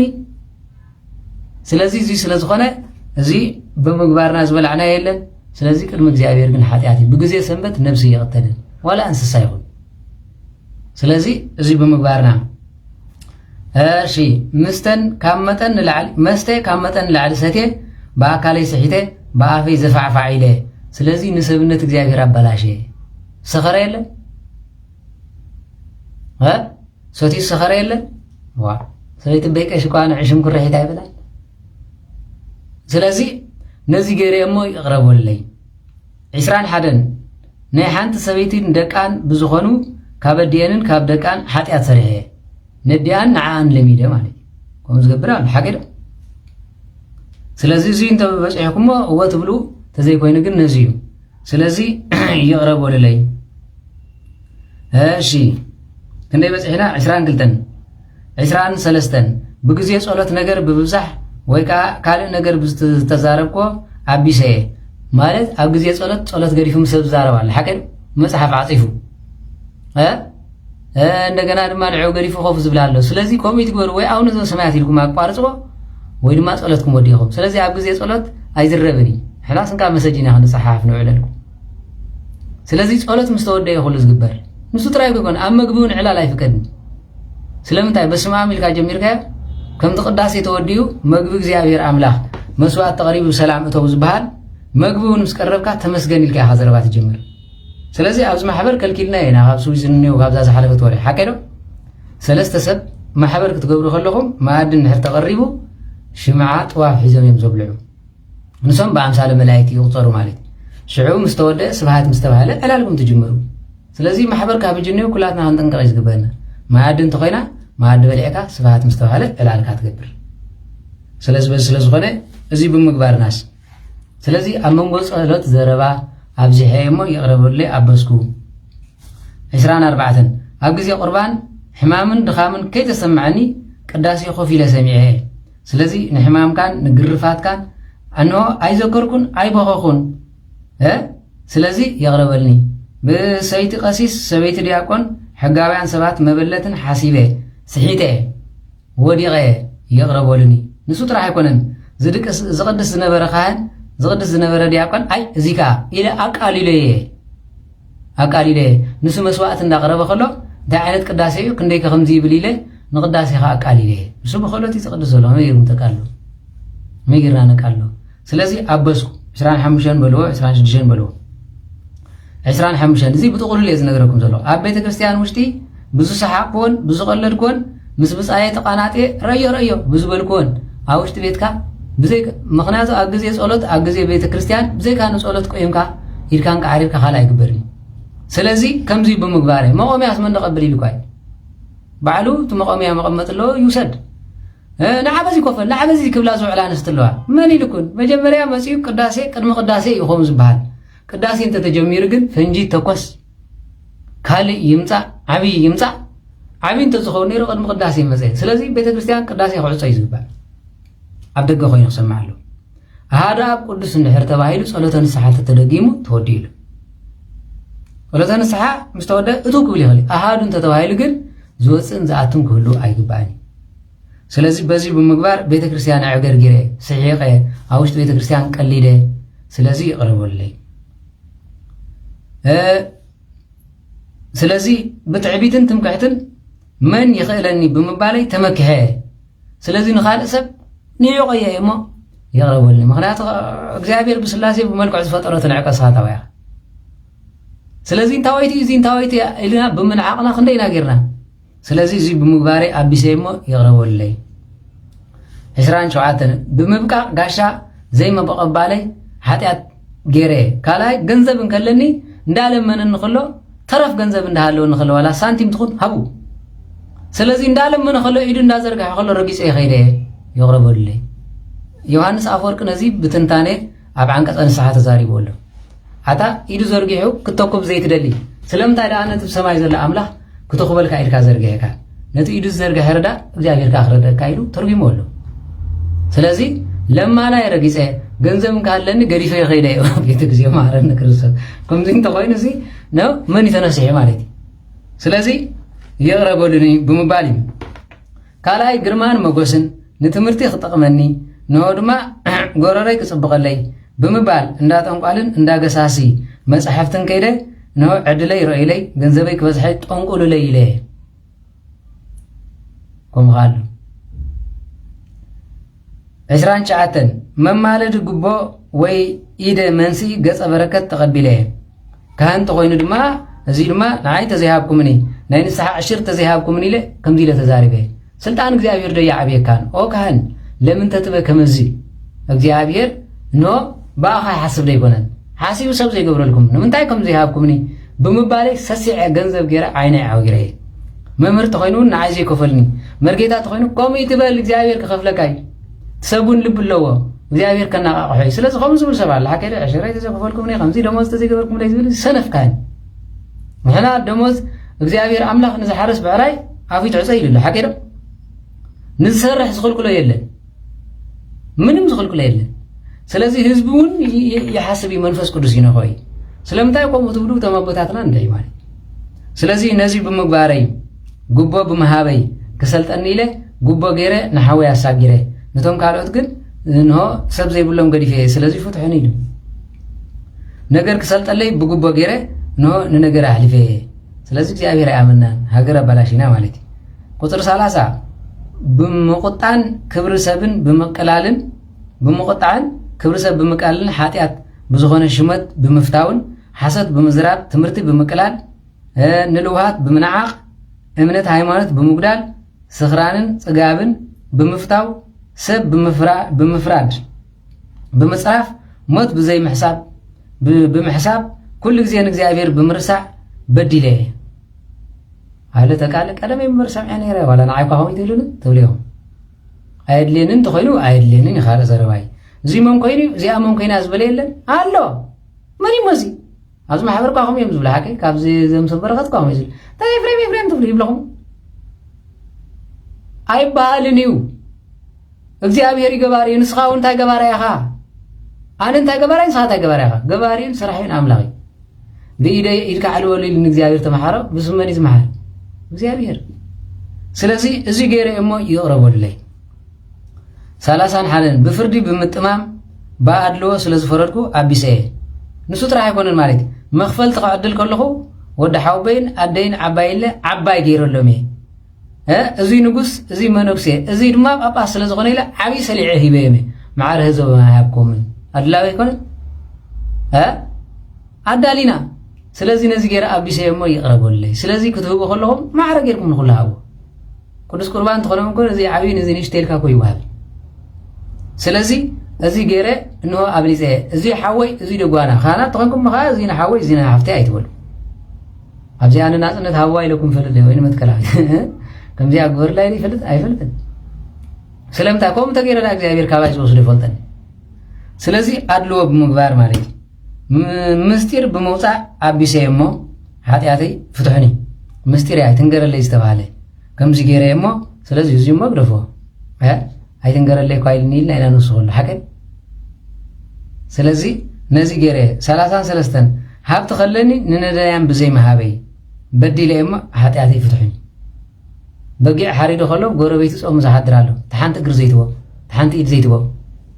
መዓት ክዳን ከሎ ዕሩቕ እንዳራ ይስቕ ዝብል ኣሎ ተሓንቲ ልብሲ ዘይትቦ እዚ ብምሉእ ወንጌል ዝኸሰና እዩ ማለት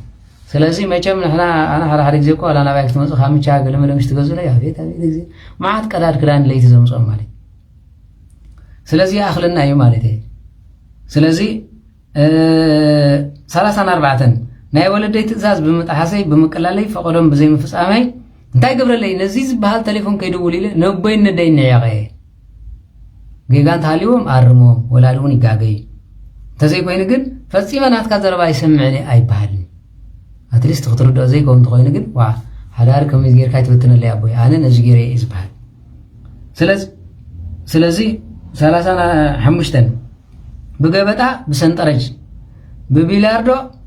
ብገንዘብ ተፃዊተ ካርታ ቁማር እንደሚኖ ከምዚ ገይረ ተፃዊተ ኣርወቐት ኢለ መፃወት ገበርክዎ ተመንቀት ኢልካ እውን መፃወት ትገብረ ሓቀዶ ማንቲ ኢለ ቀቲለ መፃወት ገይርኳ ዝተቐትለ ብኣራዊት ዝሞተ በሊዐ ኣራዊት ነኺስዎ ዝበልዐሉ ሓቀዶ ናይ ሰብ ደም ኣፍሲሰ ተባይሰ ደም ኣፍሲሰ ሓቀዶ ርእሱ ብትን ኣቢለ ደም ንደም ገይረ ፍንጩ ግሪፈ ዝብላለ ሓቀዶ ደም ናይ ክርስቶስ ስለ ዘለዎ ደሙ ናብ መሬት ኣፍሲሰ ስለዚ በዲለ እሞ ካብ ሓጢኣት ተፍትሕኒ ነዚ ዝፈልጥ ወለድና እኮ ካብ መዓኮር እንተሓስበለ ይብሉ ነይሮም ርእስ ከም ተመን ኢኻ ዘውጣ ሓቀዶ ታዲያ ደም ዘፍሰሰ የለን ተስታ ገይረ ወሊዐ ዝብል የለን አይደል ታዲያ ጽድቅ ኮይኑ እዚ ዳሞ ስለዚ ደም ክርስቲያን ደፊኤ ኣፍሲሰ ደም ኣረማውስ መን ፈቂዱልና ደም ኣይተፍስስ ኮይ ስለዚ በዚ ብምግባር ይቕረበሉለይ ብ36 ብዑፍ በኣራዊት ቋንቋ በዚ ምልክት እዚ ብምባል ሓሴ ነቢ ብምዃን ኣቢሰ እሞ ካብ ሓጢኣት ይፍትሕን ከምዚ ዝብላለ ሓቀይ ከምዚ እንተኢላ እዚ ማለት ኢሉ ባዕሉ ዝትርጉም ኣሎ ንሱ ጥራይ ኣይኮነን ኣፃብዕቲ ብምርኣይ እንሆ ኣብ ኮምፒተር ብምእታው ኣብ ክንዲዚ ዕድመ ከምዝኸውን እዩ ክንዲዚ ንስቲ ክትእቱ ኢኻ ክንዲዚ ክትከውን ኢኻ ዝብል ኣሎ ሓቀይ ጥንቁልና እዩ ጌጋ እዩ መፅሓፍ ቅዱስ ስለዚ ኣቢሰ ይቕረበሉለይ 37 ኮኸብ ብምቁፃር ወይ ይቕሬታ 37 ማለት እዩ ከምዚ እንተኮይኑ ዳኣመን ተነሲሕወ መንክንሳ ሓዳ ነግረኩም ኮለና 37 ኮኸብ ብምቁፃር ኣብ ልዕሊ ስመይ ሓሊፉ ምልክት ብምልካት ሎሚ ኣይዘንምን ፅባሕ ክዘንብ እዩ ከምዚ ዝመሰለት ሰበይቲ ከምዚ ዝመሰለት መዓልቲ ጫማ ብምግንጣል ዝዓጎል ብምቁፃር ከምዚ ክኾነልኪ ኢለ ናብ ዝዓጎልን ገለን ዝድርቢ እውን ከይደ እየ ከምዚ ገብር የለን ስምካ ክንደይ ትጅምር ከምዚ ክንዚ ተኮይና ክንዚ ፐርሰንት ይፈትወካ ገለ መለ ዝብል የለን ሆሮስኮፕ ኣሎ ስለዚ ነዚ ገይረ ንመነኮሳት ክህበኩም ኢለ ብዘይ መሃበይ ጠሊመ በደልኩ ከምኡ የለን ምጽዋት ክህበ ዕሽር ክህበ ኢሉ ዝሃበ የለን ዝጠለመ የለን ስለዚ ጥልመት እዩ ስለዚ ነዚ እዩ ሓምሻይ ነዚውን ኣብዚ መሓልክዎ ኣይፀናዕኩን ብዝተዘረብቆ ቃል ኣይቆምኩን ብስም እግዚኣብሔር ምሒለ ክሒደ እየ ዝብል ከምኡላ ሓቀዶ ፍጹም ካብዚ ሞት ዝፈለየና ዝብል ዝነበሩ ዝማሕበር የለው ኦልሬዲ መይቶም እዮም ግደፍዎም ግን ከምኡሎ ከምኡ ወይ ብስም እግዚኣብሔር ኣይትመሓሉ ወይ ምስ ዝመሓልክሞ ነበሩ እንተዘይኮይኑ ካብዚ እንተወፂኹም እኳ ዲያብሎስ ነዚ ኣረሲዑ ኣይገድፈኩምን ስለዚ ይታልል ስመይ በኮንቱ ዝብሎ ነዚ እዩ ቁፅሪ 4 ብርእሰይ ቁፅሪ 39 ብርእሰይ ብምድላው ንፀላእክዎ ናይ ሰብ ብምሃበይ በደልኩ ንባዕለይ ፀላእክዎ ግን ንሰብ ዝሃብኩ ቡና ይስተን ተተባሂሉ ናይ ቡና ንሰብ ኣይወሃብን ስረ ጨዳድ ኣይትከደን ተተባሂሉ ንሰብ ኣይወሃብን ስለዚ ፀላእክዎ ሓጢኣት ንሰብ ሃብኩ ንዝበደልክዎ ንዝፀላእክዎ ሰብ ድማ እዚ ከምዚ ዓይነት ኢለ ኣተቁር ኣቢለ ነጊረ በደልኩ 4 ንሰብ ብምሻጥ ንእንስሳን ኣራዊትን ብምቕታል ሰብን ንሰብን እንስሳን ብምባኣስ ሓቀዶ ከልቢ ንከልቢ ምፅኢ ዘባኣስ ኣብ ዓድና ምኻ በሎ ወይናይ እንዳባሃልና ባኣይስና ይብለ ሕሰብዎ ንኸልቢ እውን ሓዞ ኢልና የንከስናዮ ኣለባ ስለዚህ ከምዚ ብምግባር ንሰብ ንሳብስ ንስኻዶ ንስኻት መልእኽቲ ተባሂልና ኣቦ ተኸይልና ይነባእስ ነይረ ሓጢአት ይኽፉ እዩ ስለዚህ እነዚህ ገይረ ባይሴ እንስሳ ከይተረፈ ኣባይሴ የሜ ስለዚህ ካብ ሰብ መቸም ርህሩህ ጻድቕ ሰብ ንእንስሳውን ርህሩህ እዩ ክበኣሱን ተርእይዎም ይዓርቆም እዩ ዝብል ማለት ሎሚ ግን ከምኡ ጌርና ብምበኣስና ሓጢአት ምዃኑ ፍለጡ ማለት እንኳን ደንሱ ኮይኑ ርህሩህ ሰብ ቀራን ብዕራይ ተሃልዩካ ቁርኒ ይቕርበይ ምክንያቱ ኣብ ዘለዋውያን እንታይ ኢሉ ቀርናን ብዕራይ ተሃልዩካ ሰብ ተወግአ ሸጥካ ሓሳነት ሰብ ሃቦ እዩ ዝብል እንተዘይኮይኑ ብዕራይካ ቀቲልልካ ሰብ ካብ ትገብር ቀርኖ ቁረፆ እዩ ዝብል ሓገር ተራጋሒት ፈረስ እንተሃልያትካ እንተኮይና እውን ኖ ኣግራሓያ እንተዘይኮይኑ ፈረስካ ሰብ ተቐቲሉ ንስኻ ቀታሊ ነብሲኻ ኮይ ዝብል ዝቅርደኩም ከለዋ ስለዚ ነዚ ብምግባር ካራ ምስሓል ኩናት ብምትባዕ እንካ በዚ ጌርካ ቦሎ ብረት ዕሚሩ ከምዚ ጌርካ ግንባሩ ቆጦ ዝበለ ሰብ የለን ተራሙ ስለዚ ነዚ እዩ 41 ንዓለም ብምፍቃር ብልበይ ኣመንዚረ ብምሕሳብ ኣብ ሰብን ኣብ እንስሳን ሓጢአት ብዝሰራሕኮ ኣበስኩ ኖ ምስ እንስሳ ብምዝማወይ ልቢ በሉ ማለት ዋሳ ኮይኑ ከምዚ ኣድገ በቕልበል ዝኸደሉ ናይ ሰብኣይ ሕማሙ ይውዳእ ስለዚ ምስ እንስሳ ብምዝማወይ ብምሕሳበይ ብሓሳቡ እንተኾነ ከምዚ ገይረ ወዲቐ ዝብላሉ ሓገር ስለዚ እዚውን ኣበስኩ 42 10 ትእዛዛት ብዘይካይ ካልእ ኣምላኽ የለን እንዳተባሃለ እዚ እኳ ከምዚ ክገብረለ ይኽእል ኢለ ናብ ጠንቋላይ ብምኻድ ንብፃይካ ከም ነብስኻ ኣፍቅር እንዳበለው እዚ ከምዚ ዘይሓሳዊ ኢለ ንሓወይ ኣሕሊፈ ብምሃብ ንስም ኣምላኽካ ብኾንቲ ተልዕል እንዳበልኩኒ ኣዴ ማርያም መድሃኒ ዓለም ይድፈኒ ገብርኤል ይድፈኒ ኣብ ቅድሚ ታቦቱ ኢሉ ዝመሓለ የለን መሊሎ መሊእ ሓሳብ ካባይ ጀሚርካ ኣነ ኣብ ቅድሚ ኣምላኽ ኣብ ቅድሚ መንፈስ ቅዱስ ኣብ ቅድሚ ስእሊ እንዳበለ ኖ ብምዝራበይ ስለዚ ብኾንቶ ኣይተልዕል ብምባለይ ኣዴ ማርያም ቆርቆስ ይድፈኒ ኣብ ንኣረጋዊ ቅዘፈኒ ዝበለ የለን መለመልዩ ካባይ ጀሚርካ ስለዚ ሰንበት ኣኽብር ተባሂለ ብሰንበት ናብ ስራሕ ብምውፋረይ ሰንበት ብምድፋረይ ወለድኻ ኣኽብር ብምባለይ ባዕሊ ፈልጥ ሰብኣይ ባዕዛ ዝፈልጥ ዘሰበይት እያ ባዕሎም ፈልጡ ብምባለይ ኣይተቕተል ብዝበልዎ እንሆ ብሓሳብን ብነብስን ጋሕ ይበሉ ኢለ እኳ ቀቲለ ኣይትዞም ዝበልዎ ብኣካለይ ወዲቐ እዚኣስ ክንደይ ትፅብቕ ምዚኣስ ከምዚ ይገብር ኢለ ብባህግውን ወዲቐ ብስጋውን ወዲቐ ብሓሶት ኣይትመስክር ዝበልዎ ኣነ ርአ ሰሚዐ ኢለ ብሓሶት ዝዓርቕ ሰብ እውን ኣሎ ሓገደ ሓሶት ምዃኑ ይትርፈዩ ስለዚ እዚ ብምሉእ ዘይገንዘብካ ኣይትመነ ዝበልዎ ዘይሰበይተይ እውን ተመንየ ብኻ ሰበይትኻ ኮይና ምባል እዚ መግደፎ መዓልታዊ እውን ስለዚ በዚ ብምግባረይ 10 ትእዛዝ ኣፍሪሰ 43 6 ቃላተ ወንጌል ንዝጠመየ ኣብ ልዒሎምኒ ኣይብላዕኩን ንዝፀመየ ኣስቲሎምኒ ኣየስተኹን ንጋሻ ተቐበሊልኒ ገዛይ ዓፅየ ኸይደ የለኹን ዝብል የለን ኣብ ገዛ ኣለኹም ከይትመፀኒ ኣበይቲ ግዜዮ ንዓይ እኳ የቕረበለለ ንጋሻ ተቐበሉ ንዝዓረቓ ኣልብሱ ኢሎምኒ ኣየልበስኩን ንሕሙማት ብፅሑ ኢሎምኒ ሆስፒታል ኣይከድኩን ንዝተኣስሩ ፃናንዑ ኢሎምኒ እስሩ ቤት ከደ ሓደ ሰብ እኳ ያፃናንዕኩን ኤርትራዊ ምኻን እስሩ ቤት ከይዱ ዝበፅሕ የለን ምናልባት መግቢ ከብፅሕ እምበር እንታይ ሽግርካ ዝብል ካህናት ምኻ ግደፎ ካህን ኮይኑ ምዃን እስር ቤት ዝበፅሕ የለን ምናልባት ዘመዱ ኮይኑ ስልጣን ሓይዙ ከይድ ተኮይኑ የለን ጳጳስ የለ ንጉስ የለ ኤርትራ ምኹም ዝበፅሕ የለን ወላ ዓበይቲ እውን ኣይበፅሕዎን እዮም ንዓና እውን ክልክመና ኢሎም ዝሕቡ ይሓዙ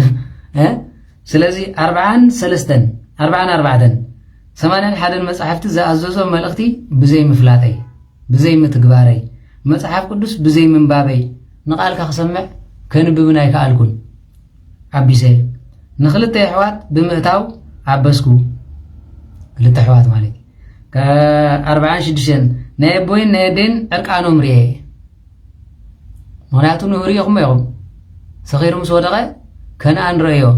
ረእይዎ ንዒሉ ፀዊዑ መርገም ወሰኺ ይብል ሓገር ስለዚ ዕርቃን ኣቦኻን ኣዴኻን ኣይረይን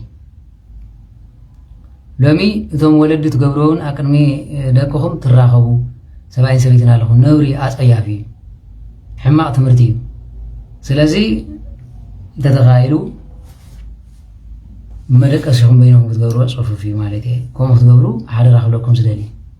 ስለዚ ዕርቃን ኣቦይን ኣዴን ብምርኣይ ምናልባት ኣርዩ ሓሚሙ ተኣልዩ እንተኮይንካ ክትሓፅቦ ነብሱ እዚ ካልእ ደረጃ እዩ ግን እዚ ማለት እዩ ወዲቑ ከምዚ ኮይኑ ተጸጊዑ ተሓቢ ሰምዕ ሰባል ከምኡ ዝርሎ ስለዚ ኣቦኻና ዲሃን ክትረኸለኻ ገጽካ ይዝኽወል ሎም ድማ ኣደ ኮይና ምስ ጓላ ክዳና ተቐይር ሰበይት ኢላ ነውሪ ኣቦ ኮይኑ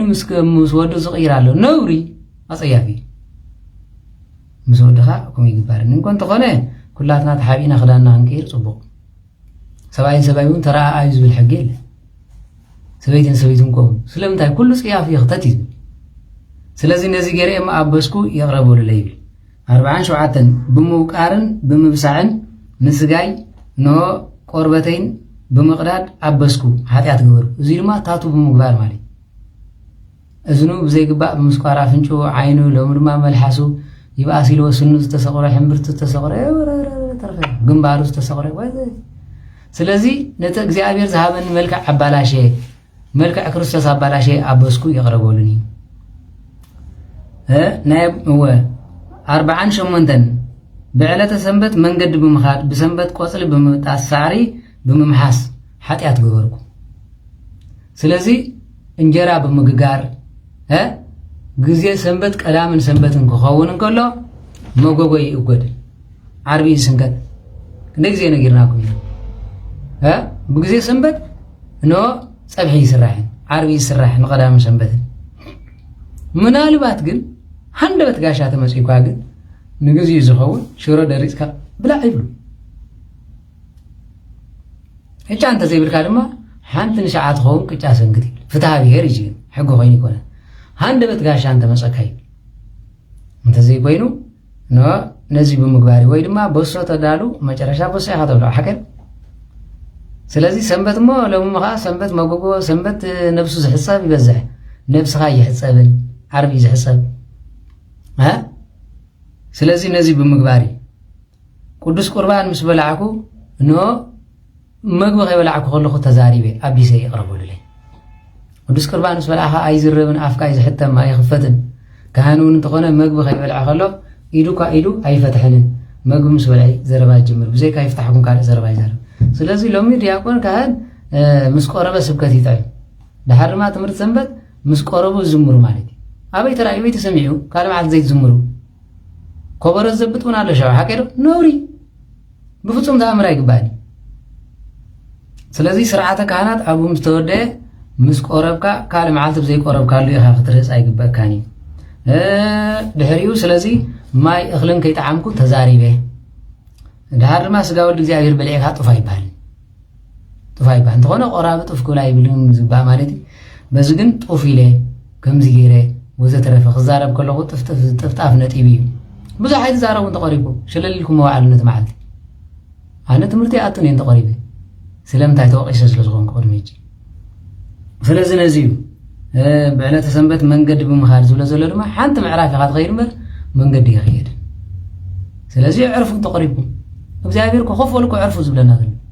ስለዚ እዚ እዩ ብዕለተ ሰንበት መንገዲ ብምኻድ ዝብልናይ ነዚ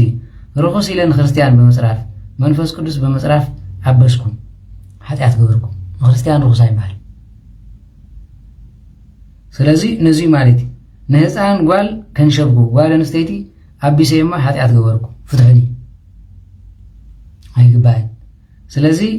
51 ናይ እግዚኣብሔር ኣብን ናይ በኽሪ ወዱ ክርስቶስን ብንጹህን ብቅዱስን መንገዲ ብዘይ ምክታለይ ኣበስኩ 52 መንግስቲ ጳጳስ ቀሺ ዲያቆን መነኩስ ንዝኾነ ፍጡር ሰብ ብዝሓመኹ ኣበስኩ ዓገብ ምባል ካልእ ዘረባይ ምሕማይ ካልእ ዘረባይ ስለዚ ብዝገበሮ ዓገብ ክትብሎ ጌጋ እንተገይሩ ግቡ እዩ ተዘይኮይኑ ግን ነዚ ምሕማይ ግን ኣገዳስነት ይብሉ ተድሊኮ ዓገብ ተኾይና ፊት ንፊት ተዛረብ ስለዚ ኣበስኩ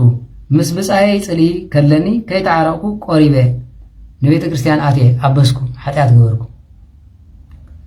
54 ኣብ ርእሲ ምድሪ ከለኹ ናይ ህይወት ዘመነይ ካብ ናይ ሰማይ ከዋኽብቲ ካብ ናይ ሕፃ ባሕሪ ስፍርን ቁጥርን ዘይብሉ ኃጢአት ሰሪሐ ኣበሳይ ኃጢአቴ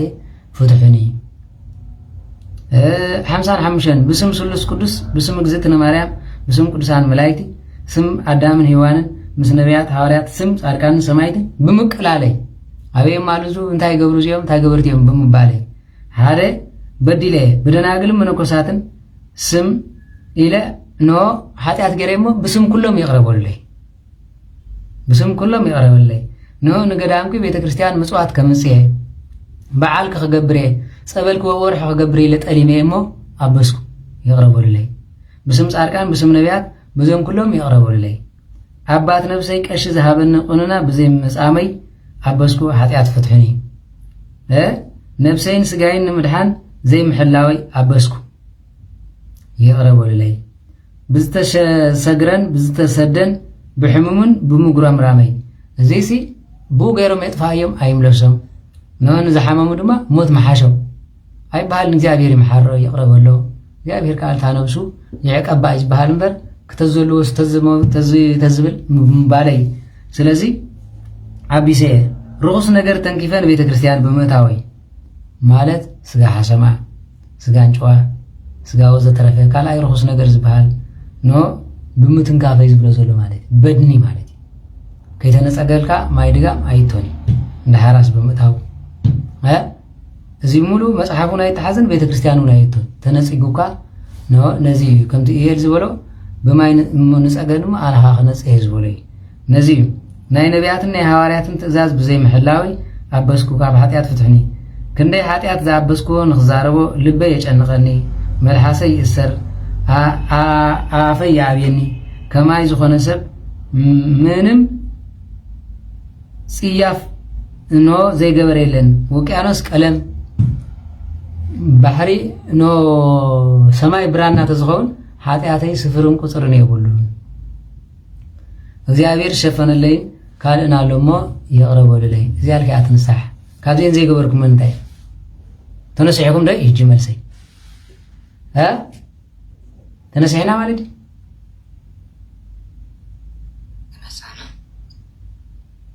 ስለዚህ ዘይብላዕ ስጋ ዘይስተ በዓል ቡና ንባዕሉን ገዛ ርሱ ማለት እግዚአብሔር ዘይኣዘዞ ምግቢ በልዐ ዝኹሉ ማለት ስለዚህ ቀደር ዘድልዮ ኃጢአት ካሉ ማለት ቀደር ንቁነና ቀደር ዘድልዮ ካሉ ማለት ንኣብነት ስጋ ኣረሚ ምብላዕ ሓደ በሉ ስጋ ኣረሚ ምብላዕ ካልኣይ ምስ ዘይኣመንቲ ብስጋ ርካቤ ምውዳቕ ምስ ሰበይቲ ካህንን ዲያቆንን ምውዳቕ እዚ ብምሉእ እንደገና ድማ ሃይማኖት ቀይርካ ምጽናሕ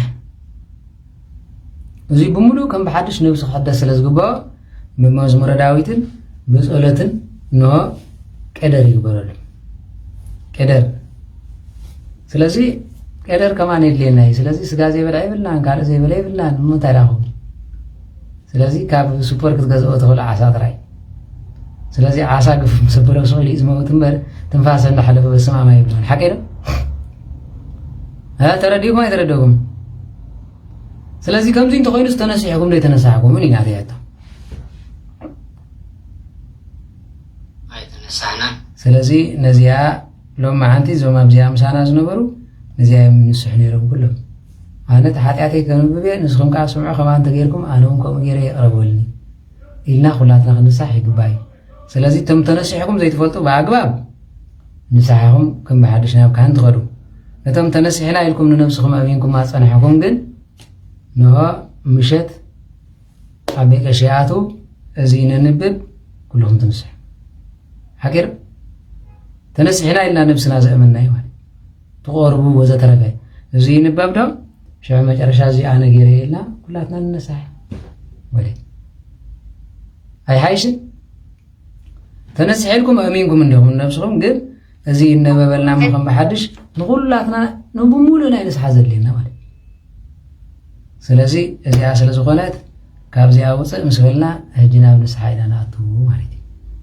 ሽዑ ነብስና ንፅሪ እምበር ታገደሰኩም እዚኣ እታ ንስሓ ትበሃል እዚኣ ካታ ዝገበርናዮ ኣበሳ ስለዚ ማልያ ኮይብሉ ንሱ ይቆጥራ ይኮነን ማለት እዩ መልክዕ እግዚኣብሔር ምብልሻወይ ዝበሃል ዘሎ እዚ ብዘይግቡእ ኣካሉ ጭሕሙ ዝላፅ ከምዚ ዝገብር መሪ ማለት እዩ ኣካል ምብልሻው ግበርዎስ ብጥርኑፍ እዩ ተፃሒፉ ዘሎ ስለዚ ካብ ስጋ ንስጋ እውን እኮ ስጋ ኣትማን ዝበልዕ ኣሎ ስጋ ሰብ ዝበልዕ እውን ከሎ ምክንያቱ ሰብ ዝተሓርደላስ ማንቲለ ዝተሓርደላትን እንደበልዕካ ኮንካ ብኣጌርካ እንኮ እዚ ጌርካ ኣለካ ስለዚ ንኩሉ ዘይኣበስና እዩ ዘይገበርና የለን እዚኣ ትንበብ ሰብ ይንሳሕ ነፅነት ይርከብ እዳኹም ትቀላበሉ ስለዚ እንታይ ልካ ትንሳሕ እዚያ ነብስና ነስሕ ተነሲሕና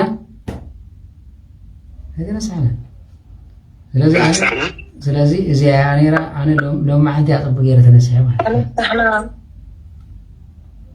እዚ ሓመየ ገለመለሞ ግደፎ መን እዚ ሓመየ መዓልታዊ ፅባሕ እውን ክንሓመቕ ንውሰኺና ተዘይኮይኑ ኣብዚ ማሕበር ሞ ከዓ ሕጂ ከዓ መን እዩ ኮይኑ ተሓደ ተዛሪቡ ተሓደ ከምዚ ኢሉ ተሓደ ከምዚ ኢሉ ከውኑ ስለ ዝኸውን ኩላትና ናብቲና ብዘይካ ምባል ታገደሰና ማሕበርና ፅሒፍና ነብስና ፅሒፍና ንኸይድ ካልእን እግዚኣብሔር ንድፉ ስለዚ ኩልኹም እቶም ተነሲሕኩም ንቐርብ ኢና ትብሉ ዘለኹም ሕጂ ተኣቱ ተነሲሕኩም ዘይትፈልጡ መጀመርያ ክትንስሑ እዩ ዘለኹም ምስ ኣባእቲ ነብሲ ክትዘራረቡ ኣይ ኣነስ ተነሲሐ የፀኒሐ ግን እዚ እንተኮይኑ ተነሳሕኩም ትብሉ እንተኾንኩም ግን እዚአን ነንብበን ኣብታ ማሕበር ዓበይ ቀሺ እግዚኣብሔር ይስረየልኩም ይብሉና ኩላትና ናይ ሓባር ቁንና ንወስድ ማለት ካልእ ኮይኑ ግን ሰበይትን ሰብኣይን ኮይነን ዝወለደት ሰበይቲ ክትህሉ ትኽእል እያ ዝወለደ ሰብኣይ ክህሉ ይኽእል እዩ እዚ ነባት ነብሲ ክረኽቦም ኣሎ ወሊዱ ስለ ዝኾነ እንተወሊዱ ኮይኑ መቸም ሰበይቲ ኮይና ናይ ሓንቲ መዓልቲ ጌጋ ክትወልድ ትኽእል እያ ሰብኣይ እውን ከምኡ ዘይነገሩ ክህሉ ይኽእል እዮም ዘይምንጋር ንሓዳር ክፀፈሉ ኢሉ ይኸውን እቲ ሓጢኣት ዝገበረ ግን ክዛረብ ግቡእ ምክንያቱ 6 ቆልዑ ዝወለደት ኣብ መንጎ ሓንቲ መዓልቲ ተጋግያ እንድሕር ወሊዳ ኮይና ሰብኣይ ክትነግሮ ይትኽእል ሓቂር ንሳ ግን ሓጢኣታ ትፈልጣ እያ ካብቲ ሳቃይ ግን እቲ ውላድ ናይ እግዚኣብሔር ይኹሎም ናይ ኣምላኽ እዩ እታ ዘላታ ኣማራፂ እታ ሰበይቲ እንታይ እያ እንድሕር ተባሂሉ ንባት ነብሳ ግን ትነግር እያ ሓጢኣታ ስለዚ ምክሪ ከዓ እንትወስድ ሓዳር በትን ከምዚ ይኸውን ኣይበሃልን ስለዚ እግዚኣብሔር ይሸፍነልኪ ኢሎም ከም ብርዋ ክእል እዮም ማለት እዩ ከይዳ ንሰብኣያ ክትነግሮ ይትኽእል እያ እዛ ስዋይ ኣዴታትና ተነሲሐን ኣብ መጨረሽታ ክመጣ ክብላ ከለዋ ግን ተሓደ ቆልዓ ዓይናትካን ኢለን ዝኸዳ በዚያ እምበር ኣይተነሳሓን ማለት ኣይኮነን ተሓጢኣት ኣብ ቅድሚ እግዚኣብሔር ዝገበረታ ክትንሳሓ ንሰብ ክትነግሮ ዶ ትኽእል ኣይትኽእልን ግን ሂወት ኣሎ ከቢድ እዩ ናብራ ኣሎ ንደቅኻ ክትብትና ኣይትደልን ንሓንቲ መዓልቲ ጌጋ ሰብ ኮይኑ ዘይእብስ የለን መቸም ኣብ ሰበይቲ ስለ ዝኾነት እያ ከባድ እምበር ኣብ ሰብኣይ መሊ እዩ ሓቂር ስለዚ በዚ ስለ ዝኾነ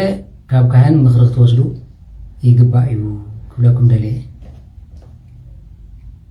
ውለድ ኣይትውለድ እውን ንሕር ዘጠራጥረካ ኮይኑ ከምዚ ገይረ ነይረ ኢልካ ብውልቅኻ ንስሓ ክትኣቱ ሰኒቱ ሃየ ኣብ በቐሽ ተስፋ መረት ኣለኹም ዶ ሂሉ ደኸኑ በዓል በቐሽ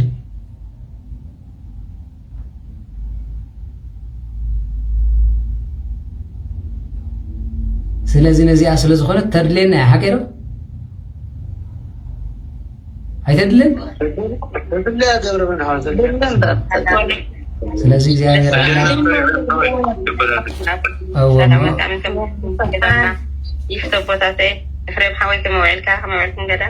ኣምላኽ መስገን ሕጂ ኣነት ቅድም ቅድሚ 7 ዓመት ማለት እንደ ሓሰማ ይሰርሕ ነይረ ግን ጨደር ተጨዲረ ስጋ ሓሰማ ንኽእለ ግን ኣይተነሳኹም ሕጂ ከም ሓድሽ ክንሳ ኣለኒ ማለት እዩ ተተነሲኻ እኮ ተነሲሕልና እንዲና ንነብር ዘለና ብለኩም ኣለኹም ሕራይ ድሓና ብቐሺ ሎማ ሓንቲ ይጣዕመሙ ንኸውን ግን ተነሲሕና ኢልና እንዲና ንኸይድ ዘለና ግን ኣይነገርናን ተደንጊርና ኮይና ሰይጣን መክሳሱ ይደርፈኒ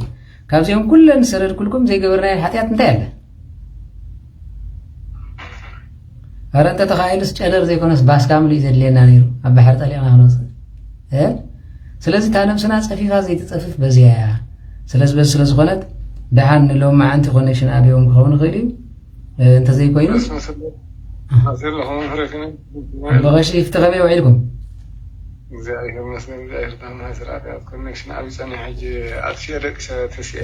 ፅቡቅ ገበርኩም ንዓና ክትብለ ተሲኣ ሕጂ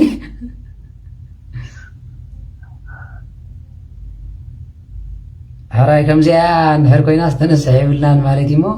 ስለዚ ንሕጂ ሓንቲ መዝሙር ዘሚርና ናብ ንስሓላ ተዳለዎ ማሕበር ስለዚ ነዚ ስለ ዝኾነ ኩላትና ትምቶ ነሳሕኩም ቅዱስ ቁርባን ተወስዱ ኩልኹም ብኣግባብ ስሬት የድልየኩም እዩ እዚ ነገር እዚ የድልየና እዩ ስለዚ ድሓር ኩሉ እንዳንበብኩ ይቕረበለልና ኢልና ቅድሚ እግዚኣብሔር ይቕረበልና እዛ ፆም እዚኣ እውን ፅፉፍቲ ክትኮነልና መቸም ከምዛ 4 ፆም ዝሓለፈት ኣይትደገም እንድያ እዚኣ እውን ኣብ ምጅማራ ጀሚራ እያ ሕጂ ግን እታ ፀፊፋትን ተረፋ 2 ሰሙን እንዴት ተሪፈን ዘለዋ ሓቀይ ልክዕ 2 ሰሙን ተሪፈናን ኣሎ 14 መዓልቲ زنا 14 معلتي بسلام متان كنودن عبيك اشخلو كلهم على تليجرام حلف ثم تنسيهم زي تفلطوا تنسيهم كم بحدش ثم تنسينا إلا نقويس أنا حناقل درجة زي تنسينا زي نفلتيو كلاتنا أنا أتو تصلوا تنسحة تنبب يغرب لنا نبل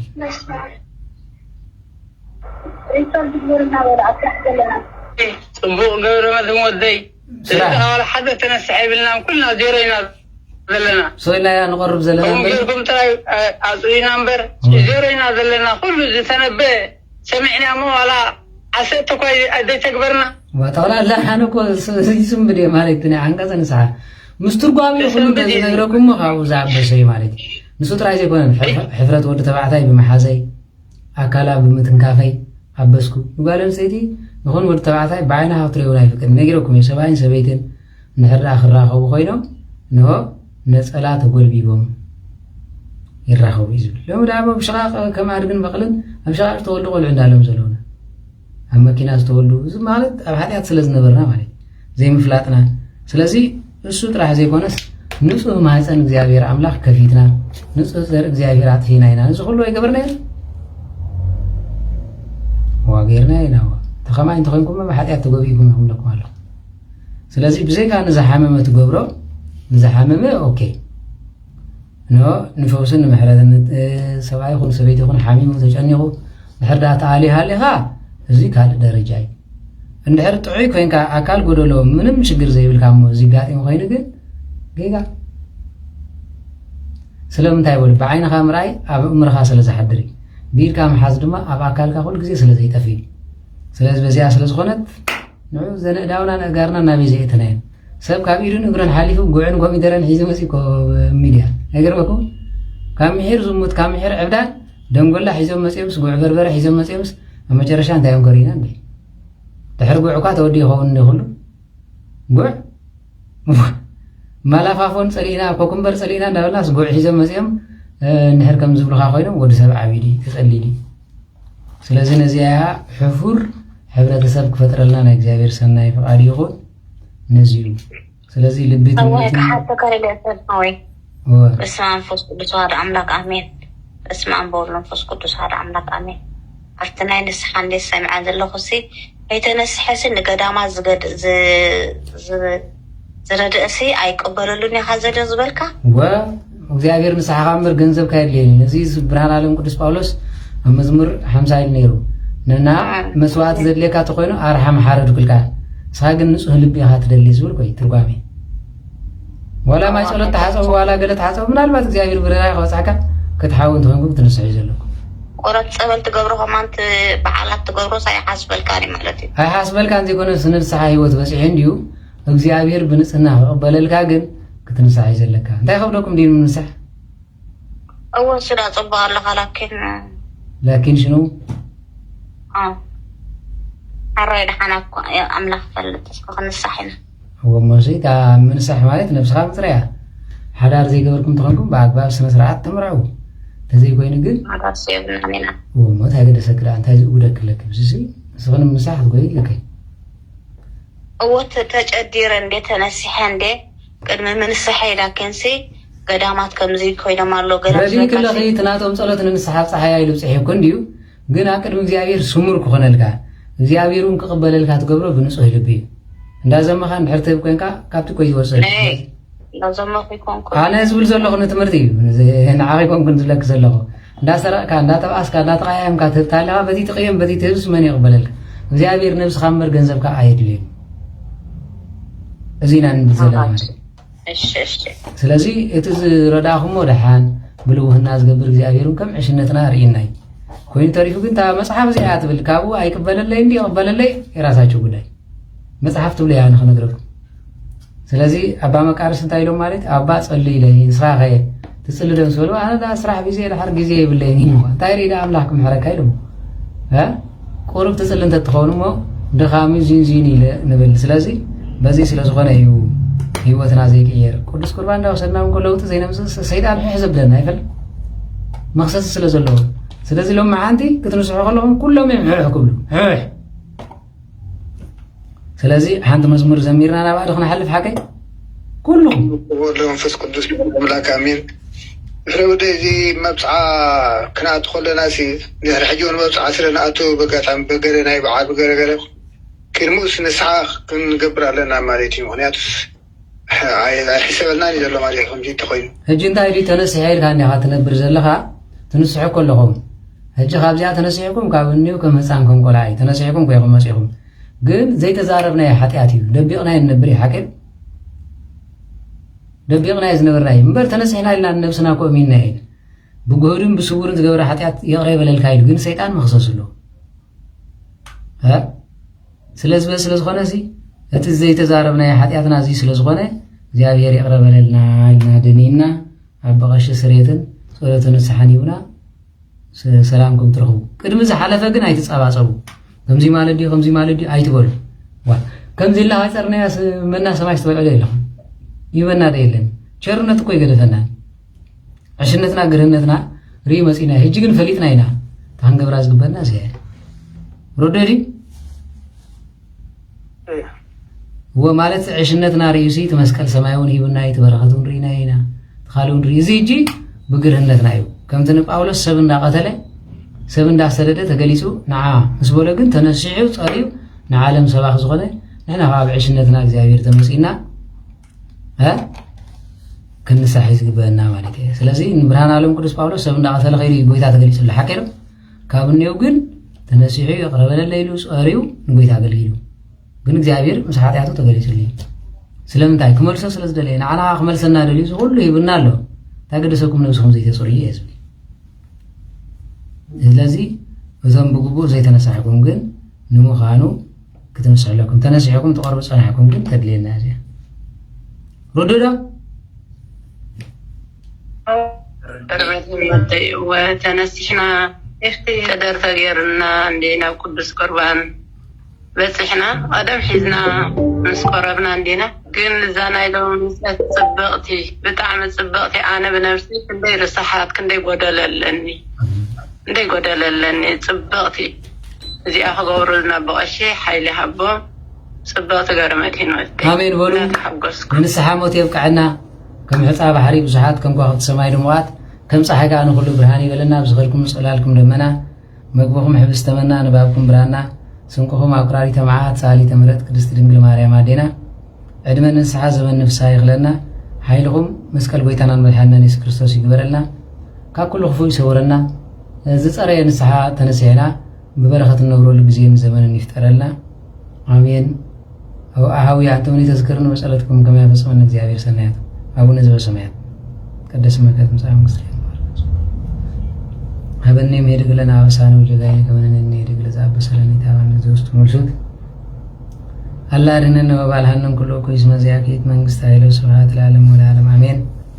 በሰላም ቅዱስ ገብርኤል መልአክ ወብዘት የማርያም ሰላም ለች ድንግል ወልናቸው ድንግል ወስጋች እግዚአብሔር ሰላም ለች ብሩክ ታንቴ ማንስቶ ብሩክ ፍረከር ስኪ ተፈሲት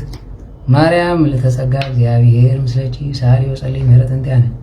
ሃው ፍቅር ወልድ ኢየሱስ ክርስቶስ ከመ ይስረይልና